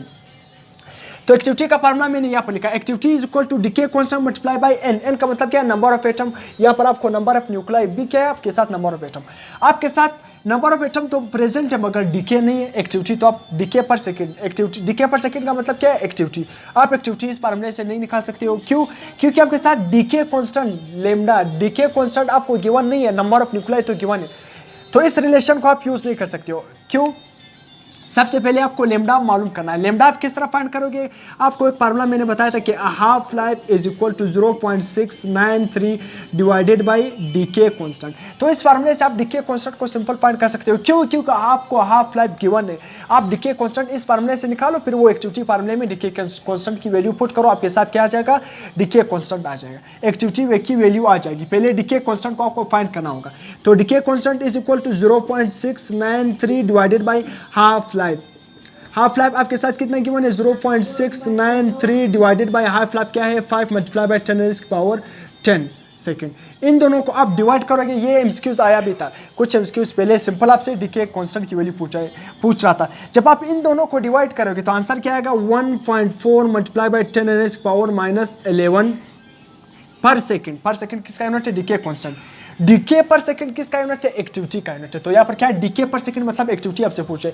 तो आपके साथ डीके कांस्टेंट लेमडा कितना गया, decay constant 1.4 multiply by 10 power -11 पर सेकंड। आपके साथ डीके कांस्टेंट की वैल्यू आ गई। अब आप सिंपल एक्टिविटी फाइंड करो। अब आप डीके पर सेकंड को फाइंड करो। Activity is equal to decay constant और एन नंबर ऑफ एटम या नंबर ऑफ न्यूक्लियाई। तो आप सिंपल यहाँ पर पुट कर देना वैल्यू। एक्टिविटी आपके साथ क्या है, एक्टिविटी आपके साथ एक्टिविटी आपने फाइंड करना है। तो डीके कांस्टेंट क्या है, 1.4 multiply by 10 power -11 multiply by number of nuclei क्या है आपके साथ, 3 मल्टीप्लाई बाय 10 पावर +16, सही है, 3 मल्टीप्लाई बाय 10 पावर +16, सही है, न्यूक्लियाई। जब आप इन दोनों को मल्टीप्लाई करोगे तो आपके साथ आंसर क्या है, क्या आएगा, 4.5 4.2। आपके साथ आंसर क्या आएगा, 4.2। आंसर क्या आएगा, 4.2 मल्टीप्लाई बाय 10 पावर +5 बिक्यूरल क्या आएगा, बिक्यूरल। ये आपके साथ क्या आ गया, आंसर आ गया। बहुत ही आसान सिंपल। आपने क्या करना था, पहले डीके कांस्टेंट, सिर्फ ट्विस्ट ये था कि सिर्फ वही एक्टिविटी का फार्मूला आपने यूज करना था। Activity is equal to decay constant multiply by number of atom या नंबर ऑफ न्यूक्लियाई। आपने सबसे पहले डीके कांस्टेंट को फाइंड करना था। डीके कांस्टेंट आपने हाफ लाइफ के फार्मूले से, half life is equal 0.693 divided by decay constant. तो आपको हाफ लाइफ, मैंने आपको बताया भी था कि जब हाफ लाइफ गिवन होता है तो आप डीके कांस्टेंट फाइंड कर सकते हो इस रिलेशन से। तो डीके कांस्टेंट आपने पहले यहाँ से फाइंड कर लिया था, फिर एक्टिविटी डीके पर सेकंड या एक्टिविटी को आपने फाइंड कर लिया था। Activity is equal to decay constant multiply by number of atom. तो दोनों को डीके कांस्टेंट ये है और नंबर ऑफ न्यूक्लियाई आपको गिवन, इन दोनों को मल्टीप्लाई किया था 4.2 मल्टीप्लाई बाय 10⁻⁵ बिक्यूरल। तो याद रखना ये ऑप्शन ए में 1.35 10⁻⁻⁵ curie, 4.2 multiply by 10⁻+5 becquerel. Option C में लिखा है 0.42 mega becquerel, 0.11 micro curie. D option में ई, ये ऑप्शन ऑल करेक्ट होंगे। क्यों यहाँ पर सारे यूनिट कन्वर्जन में आए हुए, आपसे इस तरह तमाम यूनिट पूछ सकते हैं, मतलब कन्वर्जन करके। आपको तो समझ आ गया ये फार्मूला, ये एमसीक्यूज किस तरह सोल्व हो गया, एमसीक्यूज को तो समझ आ गया। अब यहाँ पर कन्वर्जन बिक्यूरल और क्यूरी का आपने कुछ समझना है, बाकी माइक्रो मेगा तो आप खुद भी समझते हो। याद रखना ये आंसर आपके साथ आया था बिक्यूरल में। क्या आया था, जो पहले आंसर ये आया था 4.2 मल्टीप्लाई बाय 10⁻+5 बिक्यूरल, ये आंसर आया था। अब आप बिक्यूरल से याद रखना एक बिक्यूरल कितने के, एक becquerel is equal to 1 curie divided by 3.7 multiply by 10⁻+10। सही है, सेकेंड। तो 1 बिक्यूरल इसके इतने के इक्वल है, 1 क्यूरी 3.7 मल्टीप्लाई बाय 10⁻+10। अब आपने सिंपल क्या करना है, अगर आप बिक्यूरल से क्या करोगे, बिक्यूरल से क्यूरी में जाओगे तो आप क्या करोगे, बिक्यूरल से क्यूरी में जाओगे तो आप क्या करोगे, divided by 3.7 multiply by 10⁻+10 second. आपको समझ आया कि आप बिक्यूरल से क्यूरी में जाने के लिए आप क्या करोगे, बिक्यूरल से क्यूरी में जाने के लिए 3.7 मल्टीप्लाई बाई 10⁻+10 से क्या करोगे, डिवाइड करोगे। तो जब 4.2 मल्टीप्लाई बाई 10⁻+5, यहाँ पर मैं 4.2 मल्टीप्लाई बाई 10⁻+5, अगर आप इसको क्या करोगे, डिवाइड करोगे 3.7 मल्टीप्लाई बाई 10⁻+10 सेकेंड। जब आप इसको डिवाइड करोगे तो आंसर क्या आएगा, क्यूरी में 1.35 मल्टीप्लाई बाई 10⁻⁻5 क्यूरी। तो समझ आ गया बिक्यूरल से क्यूरी में कन्वर्जन किस तरह होती है। एक बिक्यूरल कितने की क्यूरी की इक्वल होता है, एक becquerel is equal to 1 divided by 3.7 multiply by 10⁻+5 second. सही है। तो अगर आप बिक्यूरल से क्यूरी में जाओगे तो सिंपल जो आंसर आया था बिक्यूरल में, उसको बिक्यूरल को आपने क्या करना है, जो आंसर बिक्यूरल में मौजूद होगा उसको आपने डिवाइड करना है 3.7 मल्टीप्लाई बाई 10⁻+10। तो इस तरह आप उसको डिवाइड करोगे, आपके साथ आंसर क्या आएगा, 1.35 मल्टीप्लाई बाई 10⁻⁻5 सेकेंड। तो क्यूरी में ये आंसर क्या है, समझ आ गया बिक्यूरल से क्यूरी में किस तरह जाना है। बिक्यूरल से क्यूरी में किस तरह जाओगे, अगर आंसर बिक्यूरल में आ गया, अगर आपने क्यूरी में जाना है तो आपने सिंपल डिवाइड करना है किससे, 3.7 मल्टीप्लाई बाई 10⁻+10 सेकेंड। अगर आप क्यूरी से बिक्यूरल में आओगे तो फिर क्या करोगे, मल्टीप्लाई करोगे किससे, 3.7 मल्टीप्लाई बाई 10⁻+5 सेकेंड। यहां तक आपको समझ आ गया।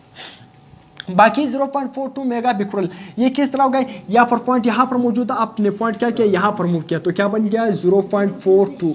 तो पावर क्या हो गया, आप पॉइंट को इस तरफ लेफ्ट की तरफ मूव कर रहे हो, यहाँ पर आपने मूव किया तो पावर एक और बढ़ जाएगी प्लस में, तो 10 पावर क्या हो जाएगी +6, क्या हो जाएगी 10 पावर +6। तो +6 10 +6 को हम क्या लिख सकते हैं, मेगा। तो इसलिए 0.42 मेगा बिक्यूरल, सी ऑप्शन भी करेक्ट है।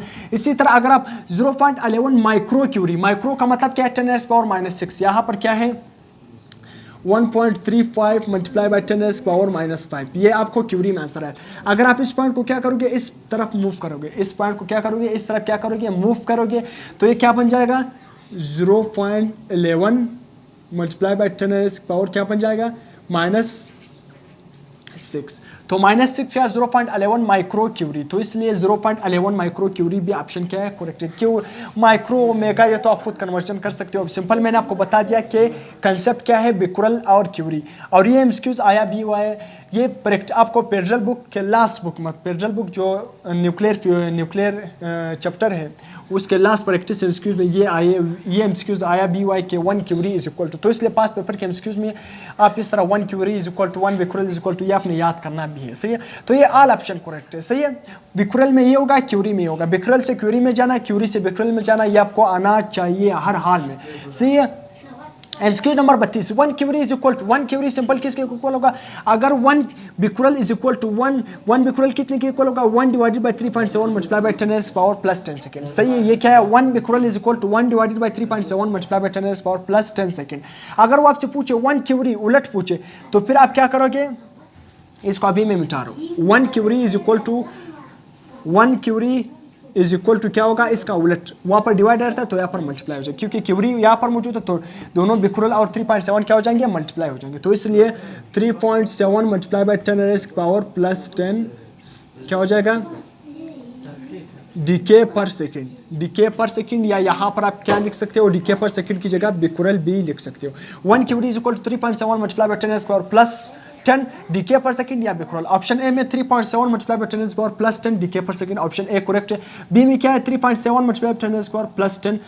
सो ये बिक्यूरल या डीके पर सेकंड दोनों ऑप्शन है, तो option C both A and B. मगर यहाँ पर डी में क्या? 1 डिवाइडेड बाय 3.7, ये क्या होगा?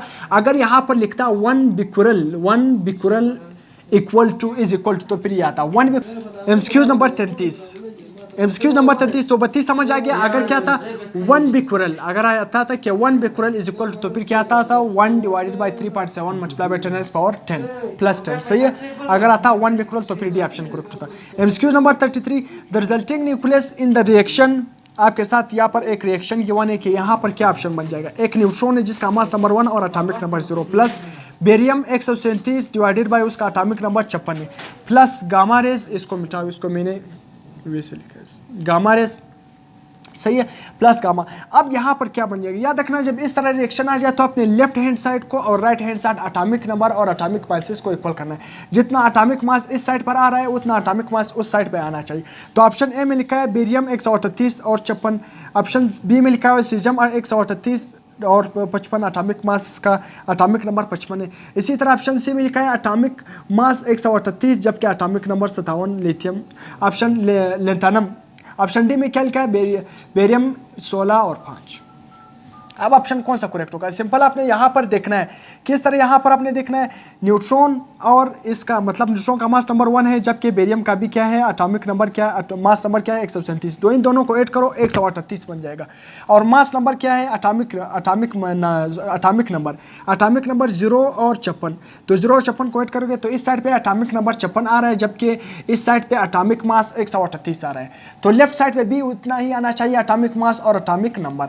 तो इसलिए ऑप्शन ए क्या होगा? करेक्ट होगा, क्योंकि 1 प्लस 137 एटॉमिक नंबर क्या बन जाए? एटॉमिक मास क्या बन जाए? एटॉमिक नंबर नहीं, एटॉमिक मास क्या बन जाएगा? 138 जबकि एटॉमिक नंबर 56। तो ये क्या है? बेरियम, यहाँ पर आप लिखो बेरियम 138 और यहाँ पर क्या आएगा? 56। सही, तो इसलिए क्योंकि 0 प्लस 56 वही 56 आएगा। अब आप लेफ्ट हैंड साइड और राइट हैंड साइड को देखो, दोनों इक्वल होंगे। क्यों? 1 प्लस 137 138 आएगा। इस साइड पे एटॉमिक मास भी क्या है? 138 और 0 प्लस 56 वही 56, एटॉमिक नंबर क्या है? 56, इस साइड पे भी 56 आ रहा है। तो इसलिए लेफ्ट हैंड साइड और राइट हैंड साइड दोनों क्या है? इक्वल है। तो ऑप्शन ए क्या होगा? करेक्ट होगा। अब MCQ number 34, the nucleus that result from the reaction, ये भी उसी तरह रिएक्शन, एक neutron plus oxygen, atomic number 8 और एटॉमिक मास 16। यहाँ पर क्वेश्चन मार्क है कि यहाँ पर क्या आएगा? प्लस, और यहाँ पर आपने देखना है एक हाइड्रोजन एटम भी उससे रिलीज हो रहा है। मास नंबर उसका क्या है? 2 और एटॉमिक नंबर उसका क्या है? 1। मास नंबर 2 है, एटॉमिक नंबर क्या है? 1। मास नंबर इसका 2 है और एटॉमिक नंबर उसका क्या है? 1। तो ये क्या हो जाएगा? सिंपल, अब यहाँ पर लेफ्ट हैंड साइड और राइट हैंड साइड दोनों इक्वल आने चाहिए। अब पहला ऑप्शन ऑक्सीजन 16 और 8, आप यहाँ पर 16 और 1 को 8 करो, क्या बन जाएगा? 18। सही है, तो यहाँ पर क्या आ गया? 18। चलो 18 आ गया, और 8 और 0 8 आएगा। सही है, तो एटॉमिक नंबर क्या आना चाहिए? 8, जबकि एटॉमिक मास क्या आना चाहिए? 17। इस साइड पे भी 17 आना चाहिए और एटॉमिक नंबर क्या आना चाहिए? 8 आना चाहिए। जिस तरह इस साइड पे एटॉमिक मास क्या है? 16 + 1 क्या है? एटॉमिक मास 17। तो यहाँ पर कौन सा? ऑप्शन ए में ऑक्सीजन, ठीक है, 17 तो एटॉमिक मास सही है, और ऑप्शन जबकि एटॉमिक नंबर 8 है, मगर ऑक्सीजन यहाँ पर ऐसा एटम ऑक्सीजन का एटॉमिक नंबर 17 यहाँ पर वो नहीं आ रहा है। क्यों नहीं आएगा? क्योंकि आपको पता है अगर ऑक्सीजन यहाँ पर आ जाए, मैं यहाँ पर ऑक्सीजन को लिख लूँ, उसका 17 और एटॉमिक मास 17 और एटॉमिक नंबर 8। अब 17 और 2 को ऐड करो, 17 18 19। इस साइड पर एटॉमिक मास 19 जबकि 8 + 1 क्या बन गया? 9। एटॉमिक मास 19 और एटॉमिक नंबर 9। आप इस साइड पे देखो 1 + 16 17 और 0 + 8 यहाँ पर क्या है 8, मगर दोनों साइड इक्वल तो नहीं आ रहे। इस साइड पे भी 8 क्या है 17 एटॉमिक मासेस का सम आना चाहिए और एटॉमिक नंबर का सम भी क्या आना चाहिए 8, तो इसलिए यहाँ पर ऑक्सीजन नहीं आएगा। लेट सपोज दूसरा ऑप्शन में ट्राई करता हूँ। दूसरा ऑप्शन क्या है नाइट्रोजन। नाइट्रोजन क्या है, नाइट्रोजन का एटॉमिक नंबर क्या है, क्या लिखा हुआ है 15 और यहाँ पर एटॉमिक मास 15 जबकि एटॉमिक नंबर 7। तो आप इन दोनों को देखो कि वाकई यहाँ पर ये एलिमेंट बन जाएगा यानी अगर इस एटम से ऑक्सीजन से एक हाइड्रोजन एटम क्या हो जाए निकल जाए तो 15 + 2 15 16 17 यहाँ पर क्या बन रहा है एटॉमिक मास, तो क्या बन रहा है 17, ठीक है एटॉमिक मास तो सही बन रहा है।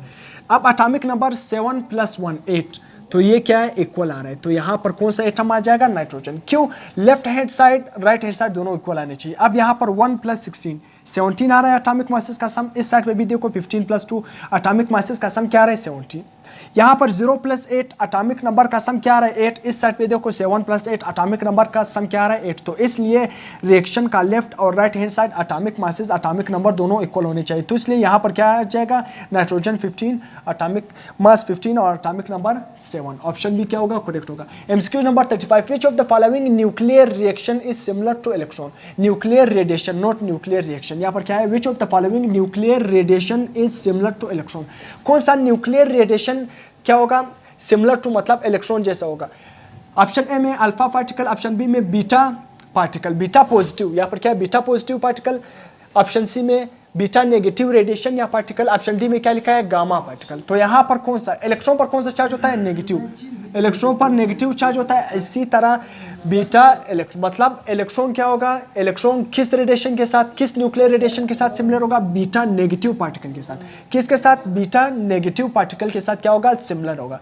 MCQ number 36, half life of the iodine 131 is 8.02 days. आपको हाफ लाइफ इतना गिवन है and its weight is 20 milligram. आपको वेट भी इतना गिवन है। आफ्टर 4 हाफ लाइफ क्या है नंबर ऑफ हाफ लाइफ आपको कितने गिवन है 4। After 4 half life the amount left undecayed. आपसे क्या पूछे कि अनडिकेट 4 हाफ लाइफ गुजरने के बाद कितना अनडिकेट बाकी रह जाएगा। अगर उसका जो इनिशियल अमाउंट क्या है 20 मिलीग्राम है, अगर उस पर 4 हाफ लाइफ गुजर जाए तो वो क्या होगा बाकी कितना अनडिकेट होगा, मतलब लेफ्ट कितना बाकी रह जाएगा जो अनडिकेट होगा। डिकेट नहीं पूछ रहा है अनडिकेट। तो सिंपल आपको मैंने फार्मूला बताया था कि डिकेट अगर अनडिकेट एटम आपने फाइंड करना है तो n = n note number of initial atom divided by 2 की पावर n। सही है। आप इस हाफ लाइफ से कंफ्यूज नहीं होने, ये हाफ लाइफ बेस आपको गिवन है कि आयोडीन सिंपल इंफॉर्मेशन बेस, यहाँ पर जो भी इंफॉर्मेशन गिवन है तो वैसे आयोडीन 131 जिसका हाफ लाइफ 8.02 डेज है, वैसे इंफॉर्मेशन भी आ सकता है कि आयोडीन 131 का हाफ लाइफ क्या है, वो क्या है 8.02 डेज। सही है। इसका वेट से आप क्या आप इसका वेट 20 मिलीग्राम है, वो आपसे पूछे अगर 4 हाफ लाइफ गुजर जाए तो वो कितना अनडिकेट बाकी रह जाएगा। तो सिंपल 2 की पावर n। n आपको क्या गिवन है नंबर ऑफ हाफ लाइफ कितने गिवन है 4। तो number of initial n note का मतलब क्या है ओरिजिनल एटम जो इनिशियल प्रेजेंट होंगे वो क्या है 20 मिलीग्राम डिवाइडेड बाय 2 की power n। Number of half life कितने गुजर गए 4। तो 2 की पावर n का मतलब क्या है 2 की पावर n का मतलब 16। 20 को क्या करो 20 मिलीग्राम से 16 से डिवाइड करो तो क्या बन जाएगा ऑलमोस्ट 2 × 2 × 2 × 2। सही है। 2 की पावर 4 का मतलब क्या है 2 को 4 दफ़ा मल्टीप्लाई करो। कुछ लोग 2 को 4 से मल्टीप्लाई करते हैं तो इसलिए 2 2 = 4, 4 2 = 8, 8 2 = 16। तो इसलिए 20 को 16 से मल्टीप्लाई करोगे ऑलमोस्ट क्या आंसर बन जाएगा 1.25 मिलीग्राम आंसर आएगा। सही है 1.25 मिलीग्राम। ऑप्शन क्या होगा सी क्या होगा इसका करेक्ट ऑप्शन बन जाएगा। तो यहाँ तक आप इसका स्क्रीनशॉट ले सकते हो। इसके बाद हम नेक्स्ट एमसीक्यूज क्या करेंगे डिस्कस करेंगे। MCQs number 37, the masses of 2 radio active substances are same. उसका मासेज क्या है सेम है कि 2 एक्टिव सब्सटेंसेज है कोई भी हो सकते हैं उन दोनों का मासेज सेम है and their half life 2 and 4 years respectively. और उनका जो हाफ लाइफ है एक का 2 है और दूसरे का 4 है 4 ईयर्स। एक का 2 years और दूसरे का 4 years। The ratio of their activities after 8 years will be. मतलब उन दोनों का रेशियो की एक्टिविटीज़ बताओ 8 years के बाद। 8 years के बाद उन दोनों की एक्टिविटी की रेशियो क्या होगी। सिंपल आपने क्या करना है मैंने आपको बताया था कि ratio of activity number of मतलब क्या है अनडिकेड एटम। अनडिकेड एटम मैंने आपको बताया था कि किस तरह n = n naught divided by 2 की पावर n। ये फार्मूला था नंबर ऑफ अनडिकेड एटम। या सबसे सिंपल क्या पूछ रहे हैं कि उनकी एक्टिविटी 8 साल के बाद क्या होगी। तो आपको पता है कि 2 और 8, पहले 2 को 8 मतलब एक का जो हाफ लाइफ है वो 2 है, 8 साल के बाद उसकी क्या होगी। तो सिंपल 8 डिवाइडेड बाई 2, 2 1 2, 2 4 8। तो 8 मतलब उसका जो नंबर ऑफ हाफ लाइफ 2 से 8 तक, 2 से 8 तक उस पर नंबर ऑफ हाफ लाइफ कितने गुजरे होंगे, 4। तो पहला एमसीक्यूज 2 से 8 क्या है, 2 से 8 तक मतलब नंबर ऑफ हाफ लाइफ कितने गुजरे हैं, 4।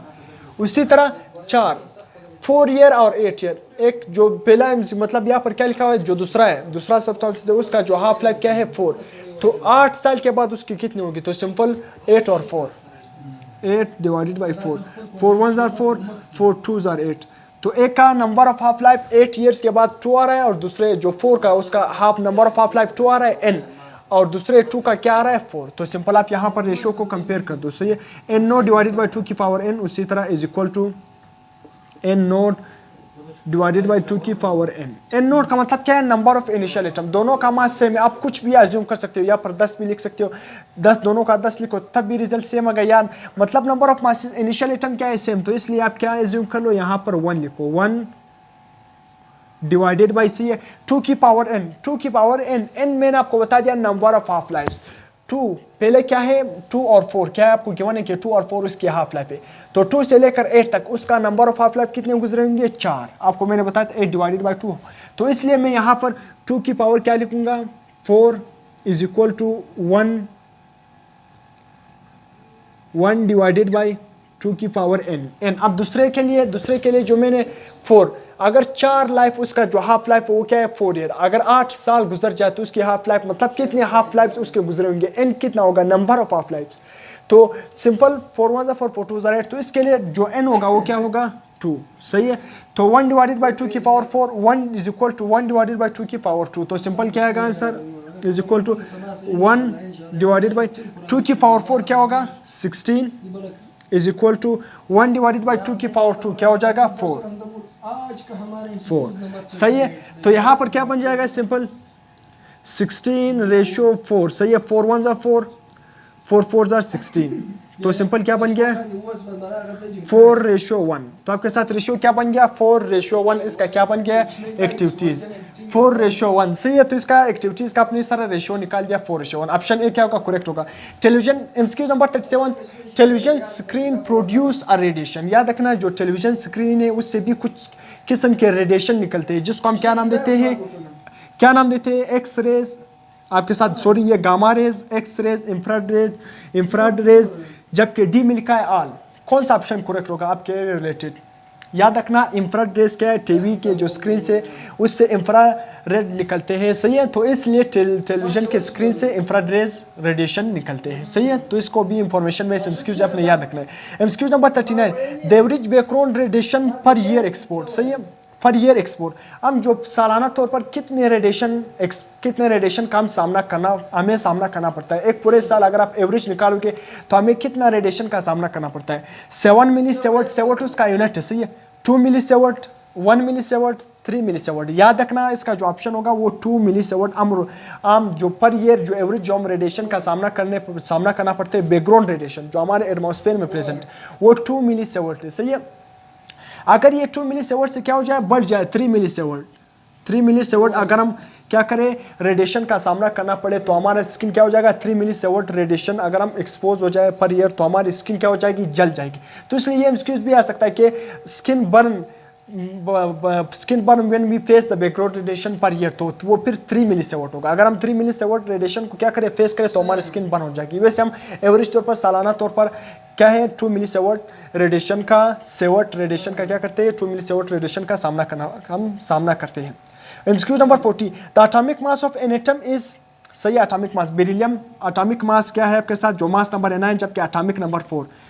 न्यूक्लियस हैज, आपसे आपने एमसीक्यूज को गौर से पढ़ना है। एक बेरिलियम एटम है, सही है, उसका जो न्यूक्लियस है मतलब उसके न्यूक्लियस में क्या प्रेजेंट होगा। ऑप्शन ए में 5 न्यूट्रॉन 4 प्रोटॉन, ऑप्शन बी में 5 न्यूट्रॉन 4 प्रोटॉन 4 इलेक्ट्रॉन। सही है, ऑप्शन सी में 5 न्यूट्रॉन 4 इलेक्ट्रॉन, ऑप्शन डी में ऑल। तो ऑप्शन डी क्या होगा, आल डी आएगा, आल आपके रिलेटेड आएगा। वैसे ऑप्शन तो सारे ही करेक्ट है, मुझे लग रहा है कि आल आ रहा है, आल नहीं आ रहा है। आपसे क्या पूछा, यहाँ पर अपने वर्डिंग पर गौर करना है कि बेरिलियम के न्यूक्लियस में क्या प्रेजेंट होगा। एक बात तो आपको क्लियर नजर आ गया कि न्यूक्लियस में हमेशा क्या प्रेजेंट होते हैं, न्यूक्लियस में न्यूट्रॉन और प्रोटॉन प्रेजेंट होते हैं, जबकि आउटर शेल में इलेक्ट्रॉन प्रेजेंट होते हैं। तो इसलिए आपने वो एमसीक्यूज को क्या करना है, एक्सक्लूड करना है जिसमें न्यूट्रॉन का जिक्र आ जाए, क्योंकि आपसे पूछा है कि इस एटम के न्यूक्लियस में क्या प्रेजेंट होगी। तो न्यूट्रॉन कितने होंगे, 9 से 4 निकालो तो न्यूट्रॉन तो 5 आएंगे, प्रोटॉन क्या आएंगे, जितना एटॉमिक नंबर होगा उतना क्या होगा, प्रोटॉन। तो ऑप्शन ए क्या होगा, करेक्ट होगा। वैसे ऑप्शन बी करेक्ट है, 4 प्रोटॉन और 4 इलेक्ट्रॉन होते हैं, सही है। मगर यहाँ पर आपसे क्या पूछा हुआ, न्यूक्लियस में क्या प्रेजेंट हो, तो न्यूक्लियस में इलेक्ट्रॉन प्रेजेंट नहीं होते, इलेक्ट्रॉन तो आउटर शेल में प्रेजेंट होते हैं। तो इसलिए ऑप्शन ए क्या होगा, करेक्ट होगा, 5 neutron 4 proton. MCQ number 41. The electron emitted in beta radiation is escape from. मैंने आपको बताया बीटा रेडिएशन हो गया, गामा रेडिएशन हो गया, इसी तरह अल्फा रेडिएशन हो गया, ये एटम के न्यूक्लियस से निकलते हैं, आउटर शेल से कभी भी नहीं निकलते। ये आपने याद रखना है कि बीटा रेडिएशन, गामा रेडिएशन, इसी तरह अल्फा रेडिएशन, ये न्यूक्लियस किसी भी एटम के न्यूक्लियस से निकलते हैं। तो इसलिए मैंने बताया कि इलेक्ट्रॉन एमिटेड इन बीटा रेडिएशन, जो बीटा रेडिएशन में जो इलेक्ट्रॉन एमिट होते हैं वो कहाँ से निकलते हैं, decay of a neutron in nucleus, एक न्यूट्रॉन न्यूक्लियस में डिके हो जाता है, उससे जो रेडिएशन निकलते हैं वो बीटा रेडिएशन। मतलब बीटा रेडिएशन क्या है, बिल्कुल इलेक्ट्रॉन के जैसे होता है। Decay of electron from outer shell, मतलब इलेक्ट्रॉन क्या होता है, आउटर शेल से डिके हो जाता है। Decay of electron from inner shell, inner shell से डिके हो जाता है। डी में क्या लिखा है, नन। तो याद रखना, मैंने अभी बता दिया decay of neutron in nucleus. याद रखना न्यूक्लियस में क्या है, न्यूट्रॉन क्या हो जाता है, डिके हो जाता है। किस में, वहाँ पर बीटा रेडिएशन में, और साथ में प्रोटॉन में भी क्या हो जाता है, एक न्यूट्रॉन, किसी भी न्यूक्लियस में जो न्यूट्रॉन प्रेजेंट होता है वो क्या हो जाता है, वहाँ पर डिके हो जाता है। डिके जब हो जाता है तो वहाँ पर वो एक बीटा रेडिएशन क्या करते हैं, प्रोड्यूस करते हैं। तो इसलिए बीटा रेडिएशन हो या क्या हो, गामा रेडिएशन हो या अल्फा रेडिएशन हो, ये किसी भी एटम के न्यूक्लियस से निकलते हैं। तो आपने ये नहीं समझना है कि इलेक्ट्रॉन तो आउटर शेल में प्रेजेंट होगा, ठीक है, आउटर शेल में प्रेजेंट होके, मगर जब कोई भी एटम अनस्टेबल हो जाता है उससे रेडिएशन जो निकलते हैं अल्फा बीटा गामा, ये एटम के न्यूक्लियस से निकलते हैं, सही है। तो इसलिए decay of neutron in a nucleus, सही है, न्यूट्रॉन किसी भी एटम के न्यूक्लियस में क्या हो जाता है, डिके करते हैं, उससे फिर क्या बनते हैं, बीटा रेडिएशन बनते हैं। एमसीक्यू नंबर 42, बीटा रेडिएशन को जिसको हम जनरली आमतौर पर इलेक्ट्रॉन भी कहते हैं। MCQ number 42, the main difference between X rays and gamma rays, ये फर्स्ट पेपर का एमसीक्यूज है कि गामा रेज और एक्सरेज में मेन डिफरेंस क्या है, ओरिजिन, वेवलेंथ, एनर्जी और फ्रीक्वेंसी। और डी ऑप्शन भी यहाँ पर लिख देना, डी ऑप्शन क्या होगा, डी ऑप्शन, डी में आल, ये तमाम चीज़ें एक दूसरे इन दोनों की डिफरेंस होगी। वो आपसे क्या पूछा है कि द मेन डिफरेंस, मतलब खास डिफरेंस। वैसे वेवलेंथ भी दोनों की डिफरेंट होगी, एनर्जी में भी फर्क होगा, फ्रीक्वेंसी। आपसे मेन अपने वर्डिंग पर गौर करना है, मेन डिफरेंस, सही है। मेन डिफरेंस इसका क्या होगा, ओरिजिन होगा। अब किस तरह ओरिजिन होगा, याद रखना, मैंने आपको बता दिया एक्सरेज, एक्सरेज आपने पढ़ा है कि आपने पूरा चैप्टर इनर्शियल ट्रांजिशन आपने पढ़ा कि इनर्शियल ट्रांजिशन की वजह से क्या प्रोड्यूस होता है, एक्सरेज प्रोड्यूस होता है। तो एक्सरेज कहाँ पर निकलते थे, एक्सरेज आउटर शेल से निकलते थे। एक्सरेज कहाँ से निकलते थे, आउटर शेल से निकलते थे। किसी भी एटम में क्या करती थी, जब इलेक्ट्रॉन ऊपर से नीचे की तरफ आता था, आउटर शेल में इलेक्ट्रॉन की ट्रांजिशन होती थी, तो वहाँ से जो हाई एनर्जी वाले रेज निकलते थे उसको हमने क्या नाम दिया, एक्सरेज। जबकि गामा रेज मैंने अभी बता दिया, गामा रेज किसी भी एटम के न्यूक्लियस से निकल रहा है। तो एक न्यूक्लियस से निकल रहा है, इनसाइड द न्यूक्लियस से निकल रहा है, एक आउटसाइड द न्यूक्लियस से निकल रहा है, मतलब आउटर शेल से निकल रहा है।